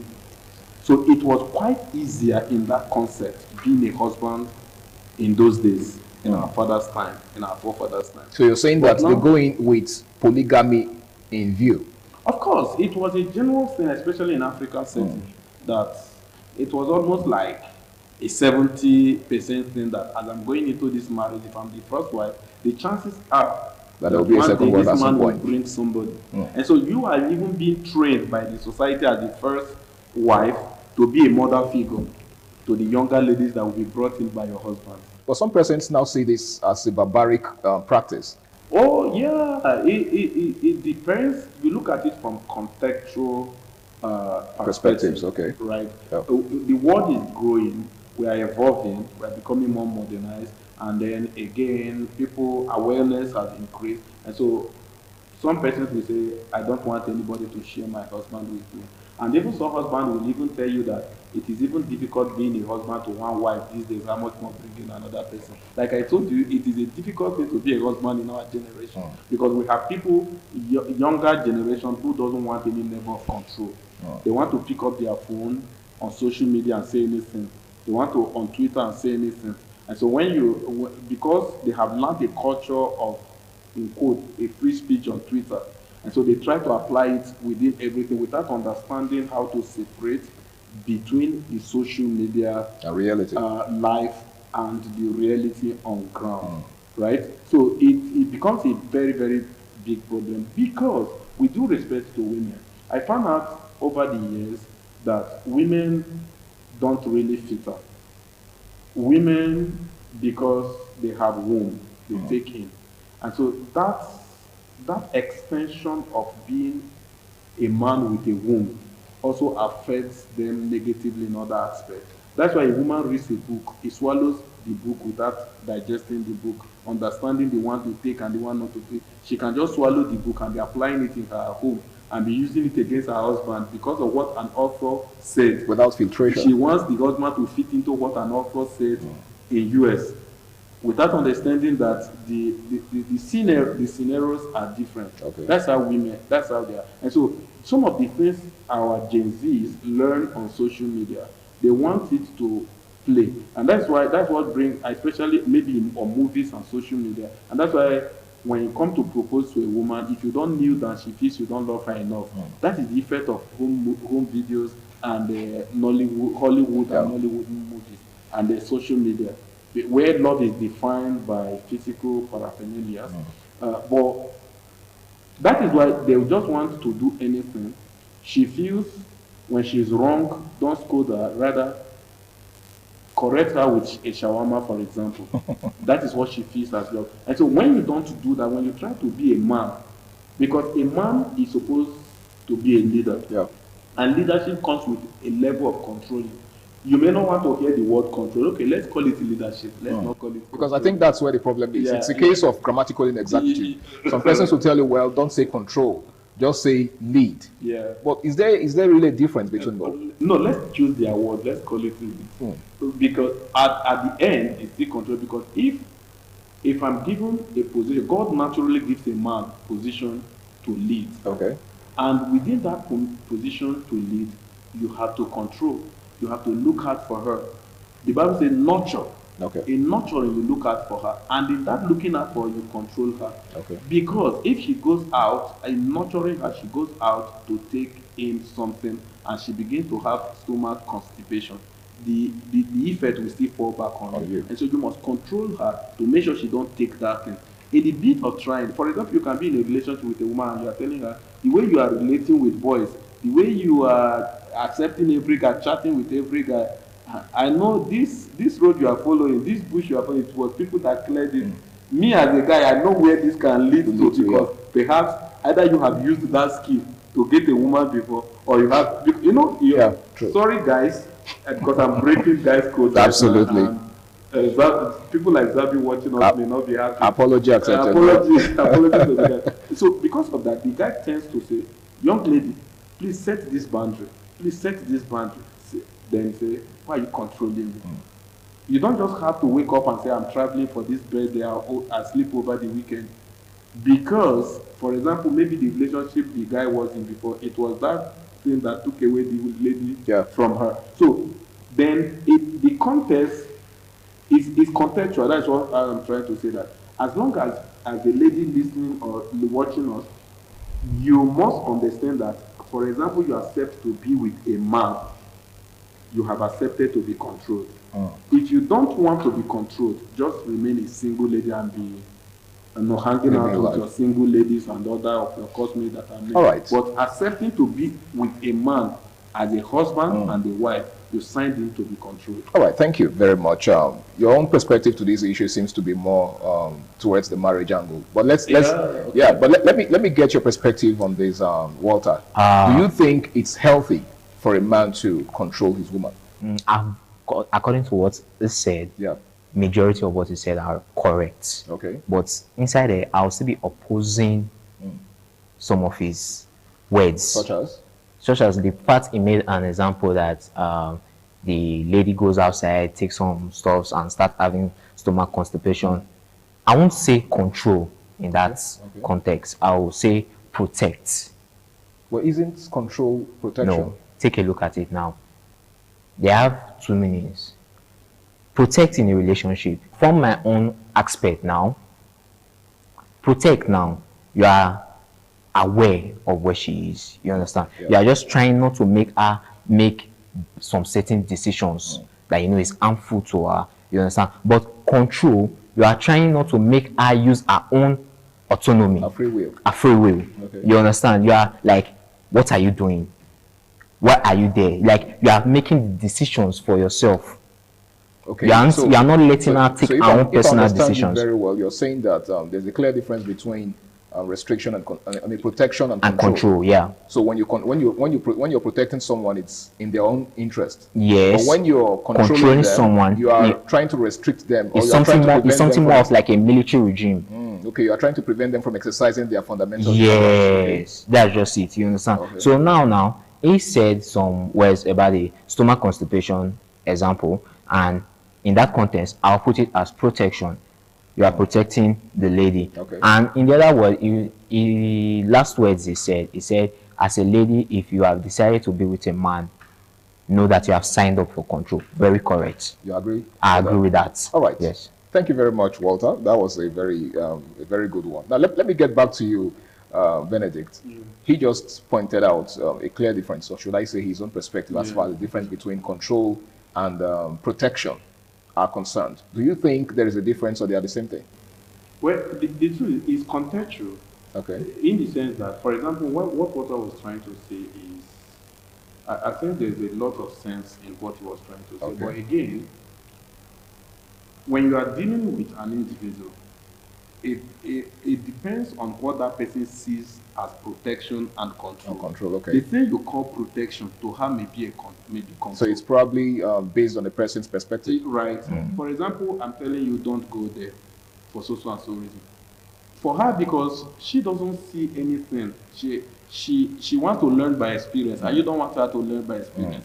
And so, trying to prevent her, she sees it as control from her perspective.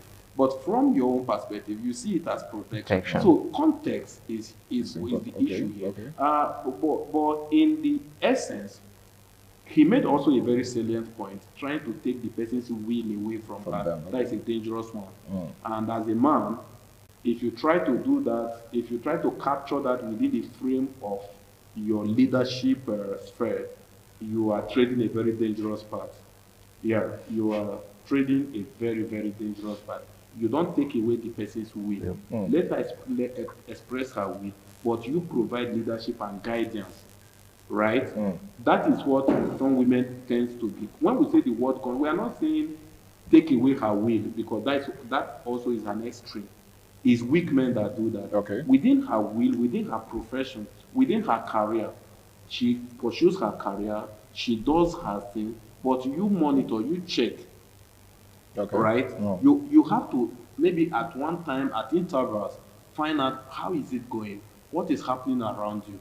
Find out, because men are very logical in their thoughts.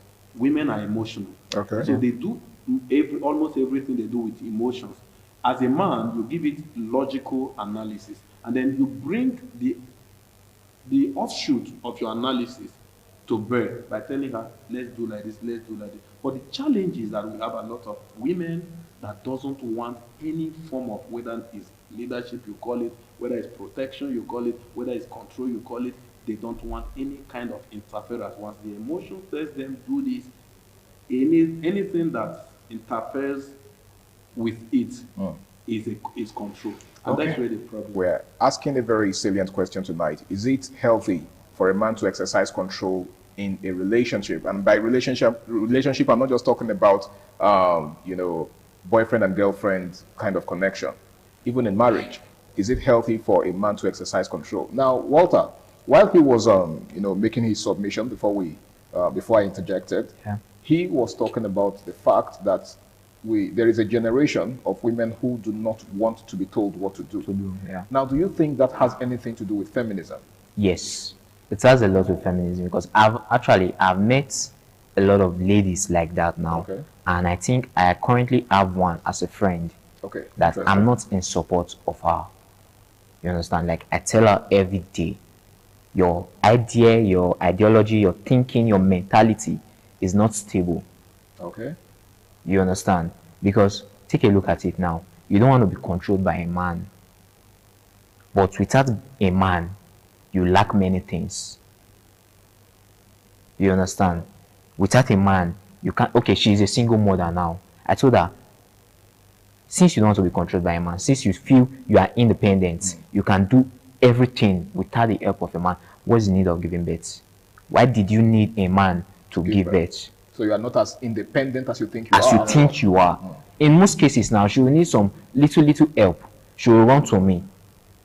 You understand? So she needs a man. She needs a man to help her. I'll be like, I'm not helping you because in your own context, you don't need a man to do anything. If I say I don't need somebody to do something, there's nothing that will make me run to that person for help because I don't need her. If I say I don't need my dad now to help me in a situation, I'm not going to run to my dad.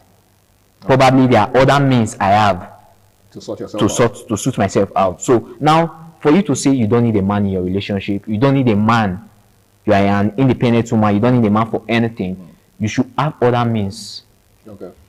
That's going to solve your problem. There's no need moving to a man. So I'm very correct. It's very correct in that regard. You understand that for a lady, for you to come up with the ideology of saying you don't want to be controlled, don't ever think of going into a relationship. Interesting. Interesting. The fallacy, just a quick one. Yeah.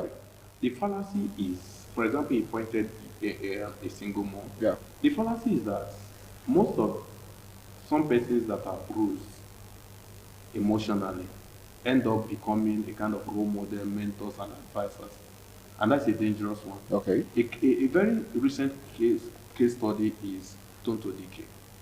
Tonto Dike, when he had problem with Churchill, went on social media and became a mentor, damaged a lot of young ladies, and now she has given her life to Christ and had gone back to reconcile with church, which means that her position... It's interesting how you said that she reconciled with church and not with God. With church... Okay, with church. Okay, all right. No, of course, I don't doubt... You don't judge. God. No, I'm not even talking... Whatever she has with God, I feel it is real, although she needs to be mentored, trained and mentored. Okay. That's the word. So now she has reconciled with Churchill, her ex-husband. What then happened to the people that saw her as a mentor when she was damaging them? Because she was broken there. Okay. She was damaged. You remember those days I constantly say that Tonto is a damaged entity. Then she had a big platform and used it to further damage a lot of young ladies. Now she sees life in the true perspective and has gone back to settle with the guy. She called a lot of names, she's this, and used that example to also coach young ladies. And the question now is, what happens to the people she misled? She misled. A lot of them might have left their husband or their guys, their relationship because of the lessons they took from Tonto Dike and the stage 4 cancer girl. Okay. Blessing you. Okay. Right? So the thing is that basically, if you don't want control, you have no business being in a relationship. No. Don't have any business being in a relationship. If you don't want control, just close your leg. In fact, you have no business opening your leg for sugar daddy. Because if you, a lot of them that say they don't, like this analogy he brought, Waters brought, that lady, you may be surprised you will be going somewhere to be opening legs to somewhere. Sure. You understand? First, a lot of ladies sometimes on this regard live in their bubble of fallacy, and it's a very dangerous place to be.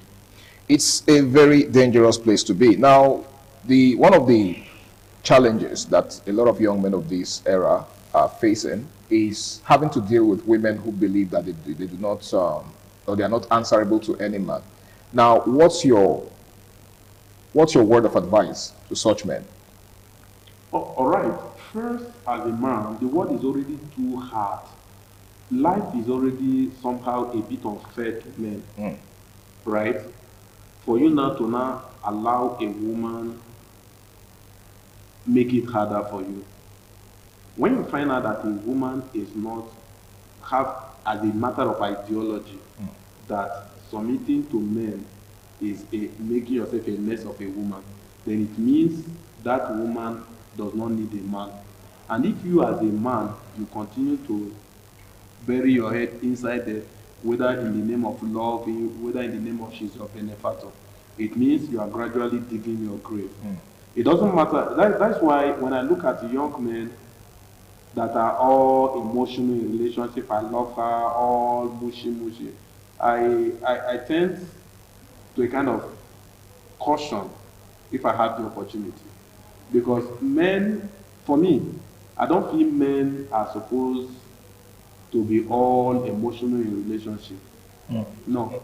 Men are supposed to be thought-based people. Logical, thought-based, love that is with reason.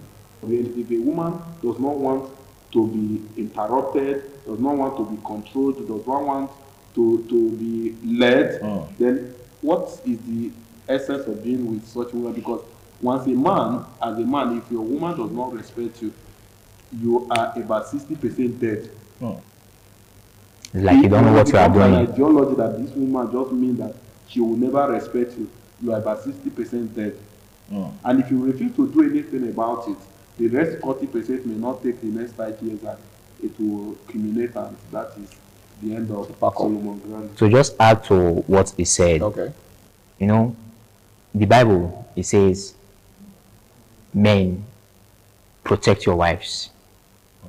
Then it also, the same Bible also said, women, be submissive to your husbands. You get. Now, if you take a look at those women that are deciding not to be submissive to their partners, you can see that they are falling astray. They are disobeying the word of God. You understand? And coming to the other part that he said, to fall in love is not a crime. But nowadays, from our generation, it's something more of like a big deal now, falling in love. Because we are thinking, the guy is thinking of, okay, I won't be able to control her. I won't be able to guide her. I won't be able to protect her just because maybe the kind of girl she is. She has that, maybe she has met someone who don't control her, who give her that free will. Okay. So she's coming to she has dated a permissive guy in the past. Yes, she's coming into a new relationship. She's still having that same ideology. You get she's having that same ideology. In some cases also, the guy will also be thinking about spending on a lady. Material investment. You understand? So you are loving someone now. Like he said, there should be a reason why you are loving that person, except maybe both of them know they are just coming together for fun. Okay. Once they know they are coming together for fun, okay, they shouldn't waste their time. I don't know if you get what I'm saying. They should not waste their time. Okay. But being loving for a reason now, some guys will tell you that the reason why they love a lady is because she's pretty. Superficial reasons. Well, is that a bad reason to love someone, though? It's not a bad reason, but you, as a guy that is a logical thinker, you need to think deeper. Okay. You need to think deeper. You need to look beyond the horizon. Okay, so on a final note, what would be your parting word? What would be your word of advice, your counsel to young men out there who are dealing with women who have refused to submit to them, or who have refused to listen to them? The final word I would say is, if it's something that they see is affecting their mental health, because situations like this affect the mental health. Okay. Simply walk away from the relationship. Yeah. There's difference between, I tell people, if you want to go in love, they use the word fall in love. I tell people, don't fall in love. Okay. Walk into love. Wow. Okay. You understand? Because you can fall in love now, and at the end of the day, you will break your leg. Or you may not even be able to. You will not be able to pick yourself up. But once you walk into it, if you are tired, you just walk out. All right. Thank you very much, gentlemen. It's been a very interesting conversation. Is it necessary to, or is it healthy for a man to exercise control in a relationship? I'm sure my guests have said all that needs to be said on this particular topic, and I want to say a very big thank you to Benedict Ochagu for taking out time to be here with me. It's always a pleasure to have you. And of course, my homie Walter Emmanuel. Good to have you on the show as well. Thank you very much. All right, I think a word is enough for the wise, just like they say. Control is not robbing you of your will, of your fundamental human rights. I think that's one thing that some persons need to understand, okay? There has to be somebody that will exercise control, even in your workplace. That is why your boss is there, okay? If there is no control, then it's only a matter of time before everybody just, does what they deem fit or what they deem necessary. And of course, you know what happens in situations like that to lead to chaos.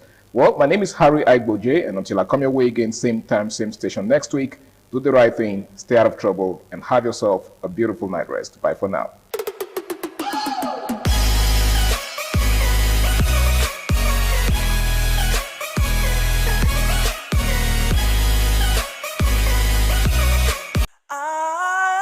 ITV, certainly the best.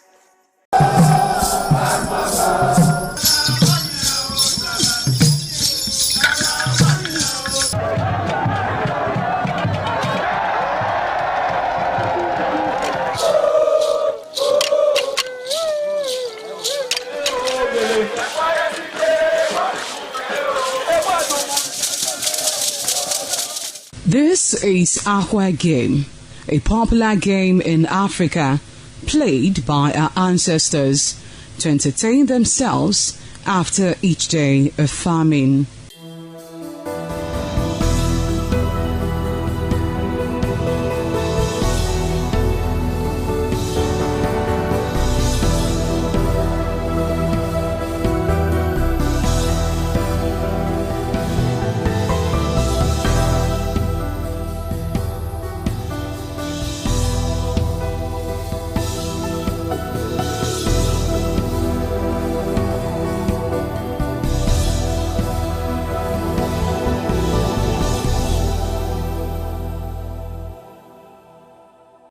It is also relevant in our coronation in Africa. It is a sport and indeed very interesting, as every seed had a role in the game.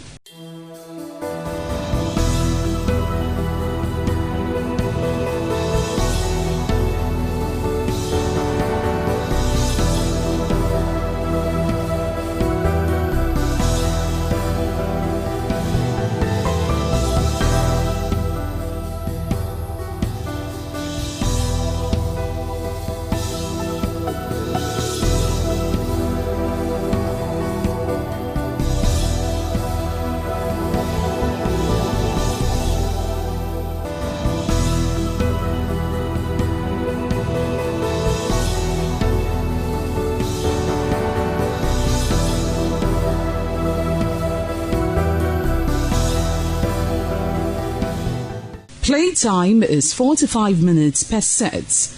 There is no age limit as long as you can spin aqua seed. Ayo or aqua game, known as the game of intellectual. This game requires a lot of mathematical skills. Aqua game is played with carved wooden box containing 12 holes.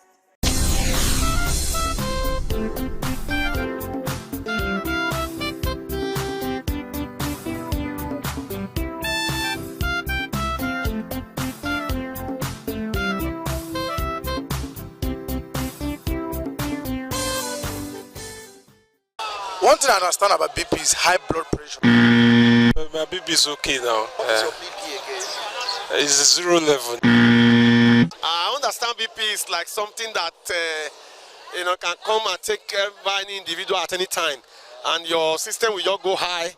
At times, you cannot understand what is now happening to your system. Do you know your BP right now? Actually, I'm not a doctor, but I know my BP is fine. Stress is the body's physiological and psychological reaction to challenges or demands. It is generally categorized into 3 main temporal types: acute, episodic, and chronic, and 2 co-emotional types, positive and negative.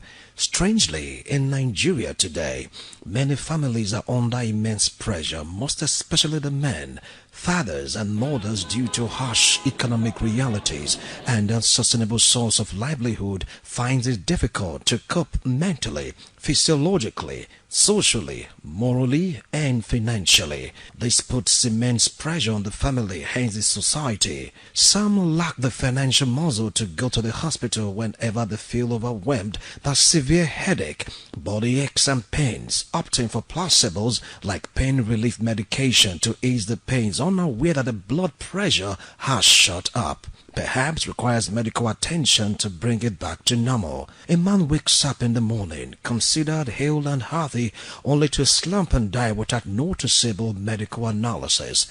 A woman can be overjoyous and bubbling one moment, and the next moment she is pronounced dead after being rushed to the hospital.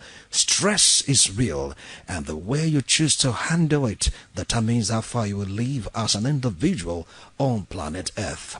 Some Nigerians do not see the need to go for medical checkup irrespective of their age, status, and religion. Many, due to financial constraints, may not want to risk the money for feeding the family for medical expenses. The rise in cases of insecurity in the country is not even helping matters.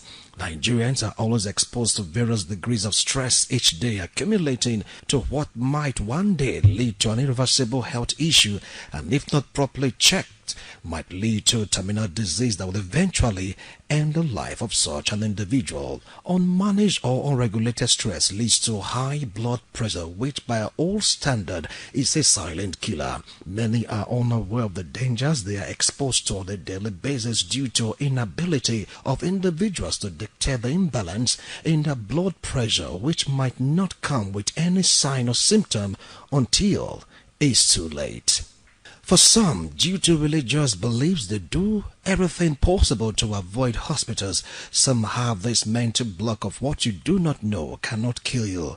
Alas, all this means of postponing the inevitable. High blood pressure is a killer disease. In this part of the world, most people are ignorant. You will see an average black people, they will tell you they don't have that high blood pressure. It doesn't ring bell. Some say it's hereditary anyway, but most of the things that's going to be problem, pressure, as the name implies. Because if you are bored and you have a series of problems, you are unable to manage those problems, your blood pressure will rise. And when it rises to a particular percentage, death can arise. You can go paralyzed, you can develop stroke. So my advice to people today is that don't wait until when you fall sick before you try to take your blood pressure. There are a lot of hospitals today in Nigeria that offer even blood pressure check for free. So I advise people to always check their blood pressure so that they don't wait until when the thing has gone to a stage where they will be running up and down before consulting medical facilities. At my age, I am 15 by now. If I tell you my blood pressure is so amazing. My blood pressure is 120/80. Just like when I go to the hospital and I tell doctors about my blood pressure, they say my blood pressure look like that of children. So my blood pressure is very normal. The problem a lot of people have is that, you see, when we say blood pressure is normal, it's 120/80. It's within the range. The most especially the down one of it is what you need to pay more emphasis to, because the down one, the moment is above 100, that means your life is at risk. Coping with stress in Nigeria requires active management of economic pressures, traffic and demanding workplaces, effective strategies including setting strict boundaries, practicing deep breathing, maintaining a healthy lifestyle, and leaning on community networks. Professional mental health support is also increasingly accessible through local digital platforms. Managing stress in the Nigerian context involves a combination of personal, environmental, and structural approaches. First, financial and economic management budgeting. With rising living costs, prioritize essential expenses and strictly cut off non-essential. Multiple income streams. Explore side hustles or digital skills that can be managed from home to ease financial anxiety. The second way to manage stress, physical and mental wellness, limit stimuli. Disconnect from news and social media at least 2 hours before bedtime to prevent information overload. Breathing and meditation. Use a 3-3-3 rule in moments of panic. Identify 3 objects, 3 sounds, and move 3 body parts. Rests and routine. Prioritize a consistent sleep schedule, 7 to 8 hours, and make time for regular physical exercise. For diet, reduce heavy caffeine and alcohol intake as they can mimic or exacerbate anxiety.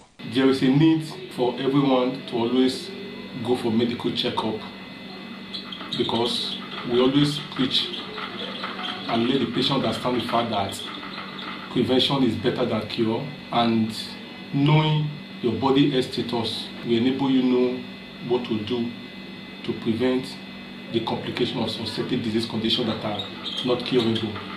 And the very important one of these disease conditions that are not curable include hypertension, diabetes, asthma, and so many other ones that are though not too common. Hypertension is a disease defined as the force of blood pushing against the arterial wall becoming persistently high. It therefore means that the heart will not be overworking or overloading itself, which can result to some certain complication that may result to demise or death of the patient. Walk and traffic commute strategies. If living in hubs like Lagos or Abuja or even in Benin City, use offline or localized traffic apps to plan routes and avoid peak rush hours. Listen to calming audio or podcasts during unavoidable gridlock. Workplace boundaries. Learn to politely say no to extra workloads when feeling overwhelmed and avoid stretching work hours into your personal life. Quite a number of persons are living with hypertension and it's not diagnosed, meaning that they are not even aware that they are living with hypertension until complication will start coming up, which may result to the patient's death. According to World Health Organization, 46% of people with hypertension are living with it undiagnosed. Generally speaking, there are 2 types of hypertension. We have the primary hypertension and we have the secondary hypertension. The primary hypertension is also referred to as the essential hypertension. It therefore means that the cause of hypertension is not identifiable. The cause of hypertension is not known. However, it starts by gradual build-up of the blood pressure until it reaches a level that will not cause the patient to not becoming hypertensive. Other than the primary hypertension, we still have what we call the secondary hypertension. There are some certain disease conditions that somebody may have that will not cause his or her blood pressure to become elevated. For example, people that has adrenal gland tumor, which includes pheochromocytoma or primary aldosteronism or Cushing syndrome, as the case may be. All these are hormonal gland disease that may result to somebody not becoming hypertensive. Not only that, people that has thyroid gland disease that may suffer what we call thyroid toxicosis, they can have hypertension. Not only that, people that suffer stress, what we call type A individual, such people also will become hypertensive. Clinically, we divide hypertension into 3 groups. We have what we call the mild, moderate, and severe. Mild, moderate, and severe. It depends on the reading of your blood pressure. That will enable us to know whether it is mild, moderate, or severe. The blood pressure is measured in millimeter mercury. The upper one, when you take your blood pressure, when you go to any hospital and they use a sphygmomanometer, which is this clinical instrument to measure your blood pressure. These are the 2 clinical instruments that we use to measure the blood pressure. This is a sphygmomanometer and this is a stethoscope. So when the blood pressure reading is taken, they will always tell you the numerator, which is the upper value, The upper value is the systolic blood pressure, while the lower one is called the diastolic blood pressure. Your normal blood pressure should fall between 110 to 120 systolic, 110 to 120 systolic. That is, your blood pressure can be 120, it can be 110, it can be 105, it can be 115 as the case may be. Then the lower value is between 70 to 80. 70 to 80, it should fall within that range. That is to say that the normal blood pressure can be 110 over 80. It can be 120 over 80 millimeter mercury. So if your blood pressure at any point in time now goes above 140/90, if your blood pressure now falls above 140/90, that is, if the systolic, the upper value is more than 140 millimeter mercury, and the down part is more than 90 millimeter mercury, it therefore means that you are becoming hypertensive, and there's a need for you to be told of some certain things you have to do to ensure that the blood pressure returns back to normal. And there are some certain risk factors that will cause somebody to becoming hypertensive. And one of those risk factors is age. Most often than not, people that are 55 years and above, they just become hypertensive, even if that initially they were never hypertensive at the beginning. The family history, it therefore means that hypertension was in the family. When your father is hypertensive or your mother was hypertensive, there's a tendency for the hypertension to now be transferred to the offspring, because of the genetic locus, as the case may be. Not only that, some women, when they are pregnant, they just develop, because of hormonal influence, they develop hypertension when they are pregnant, what we call pre-eclampsia. At the point when they are pregnant, that is when they became hypertensive. It's a risk factor in developing hypertension in future, even when the woman is no longer pregnant. Not only that, not exercising. People that indulge in sedentary lifestyle, when you don't exercise, when there's obesity, accumulation of fat, these are risk factors in developing hypertension. There are people that don't sleep well. There's what we call obstructive sleep apnea. When you don't sleep well, there's tendency for somebody to develop hypertension. Then people that consume high sodium, food is a substance that increases the blood pressure. So presently, even the NAFDAC is trying to even convert most of the domestic salt use from sodium chloride to potassium chloride. There's a need for you to consume more potassium chloride than the sodium chloride, though the potassium chloride is more expensive as the case may be. Then reduce your fatty intake. Cholesterol tend to build up in the artery. As I said earlier on, that the force of blood, against the arterial wall, when it becomes elevated. So anything that is capable of reducing the caliper or the aperture of the artery of the heart will certainly cause hypertension or cause increased or elevated blood pressure. So taking fatty food, or when there's high cholesterol in the blood that is capable of reducing the aperture, will result to hypertension. So reduce your fatty intake, take more of your saturated fat. Then not only that, there's a need for you to also do a regular body checkup. Doing a regular body checkup to identify most of the disease that is causing a secondary hypertension, and when cured, of course, it's a way of combating hypertension, like kidney related disease. Community and support social connections, engage in group activities, sport or religious communities. Sharing experiences with trusted friends or family can significantly reduce emotional burdens. Professional help. Do not hesitate to seek therapy or counseling. Platforms like Find a Helpline Nigeria provide localized, confidential access to mental health resources and crisis hotlines. People might not be living with hypertension, with elevated blood pressure. They move around until complication comes up. The person might just fall down when the person is going to church, or even try to give an offering, or even while in a seminar room, or even while delivering a lecture, because the hypertension itself does not manifest any symptom until when it becomes like a medical emergency with complication. Medical emergency with complication means that there's already an organ damage That is when the person, will manifest symptoms of hypertension. However, the commonest symptom of hypertension that persons might manifest include the headache. Some person might also manifest nose bleeding. Some person might manifest, breathlessness. Some person might have swelling of the foot. Some person might manifest palpitation, which is the heart beating very fast.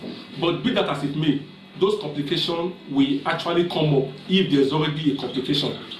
Primarily, hypertension might not manifest any symptom. It's just symptomless. That's why we say it's a silent killer. So there is a need for one to always know his or her status. The reason why you have to go to an hospital, go to a clinic, go to a pharmacy, go to any healthcare facility nearby to make sure your blood pressure is checked. The commonest cause of stroke worldwide, the commonest cause of stroke in Nigeria, the commonest cause of stroke in Benin City is hypertension, where you see somebody just fall down, at the end of the day they come down with paralysis or weakness of the face or weakness of the one part of the limb, which is stroke, is hypertension.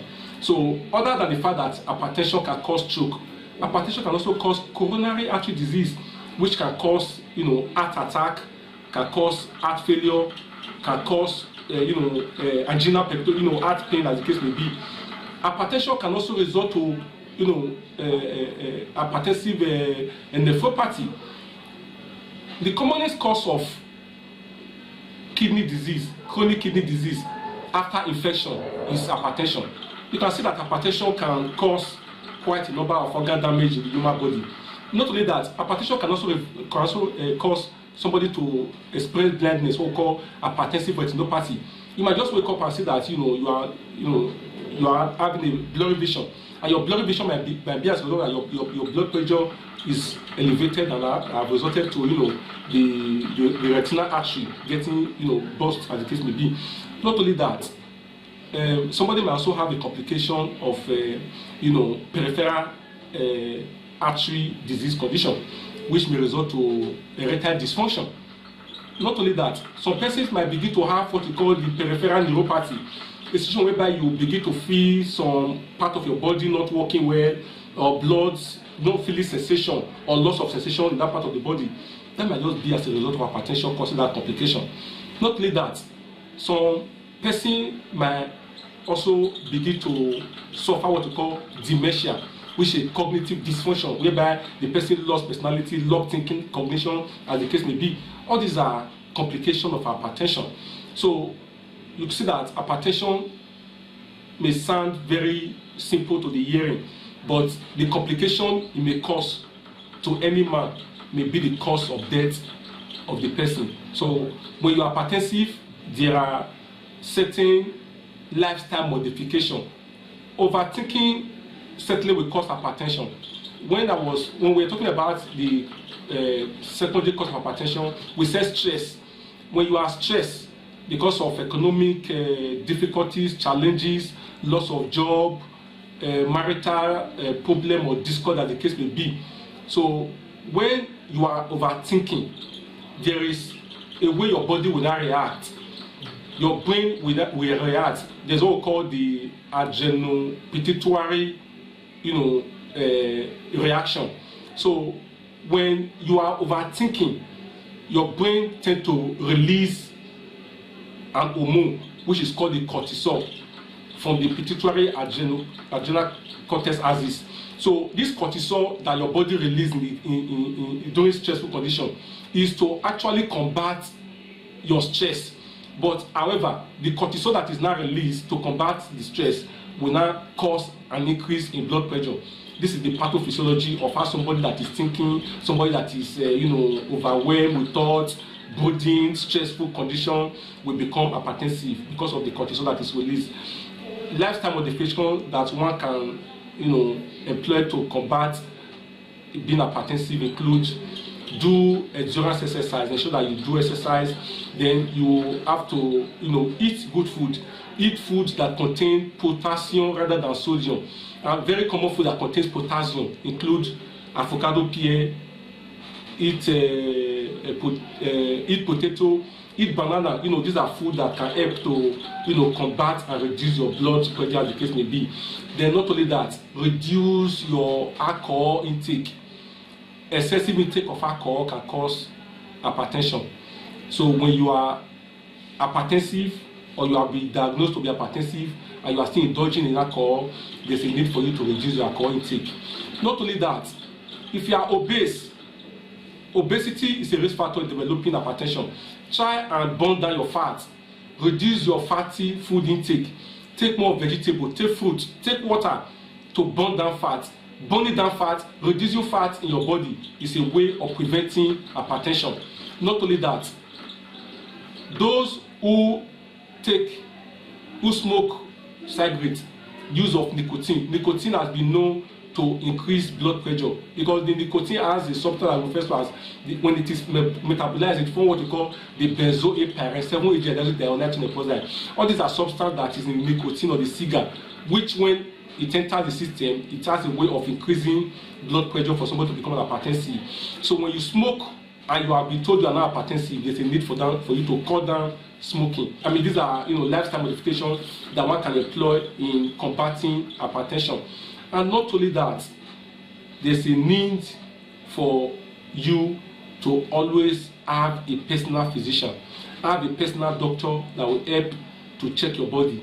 Form the habit of checking your blood pressure once in a month. It's not difficult. Once in a month, you can go to any healthcare center, you can go to any health facility to always get your blood pressure checked and ask them if it's elevated. If it's elevated, you will be told of what to do because hypertension is a silent killer. You must not have any symptom for you to not say, oh, it's like I have hypertension. Most often than not, people that are diagnosed with hypertension in the hospital, it is because of the fact that they already developed the complication that will make them to come to an hospital for the complaint. For the vital sign, which is the checking of the blood pressure, they will now be told eventually that it's their blood pressure that now resulted to their complication. So always check your blood pressure. Checking your blood pressure is a way of preventing hypertension. Stay healthy, stay good, and stay nice. Once you clock 40 and above, make a habit of going for medical checkup. Whether you are sick or not, it's irrelevant. Make sure you know and manage your blood pressure to prevent a timely health challenge that can eventually lead to death. Remember to maintain a healthy lifestyle. You must avoid eating too much junk food, drinking too much alcohol, alcoholic mixture, smoking tobacco or hard drugs. Exercise frequently, and by any means look for a trusted friend, brother, sister, uncle, auntie, a pastor or an imam, a traditional practitioner when the pressure or stress is too much for you to bear. Wilson or Masha reporting.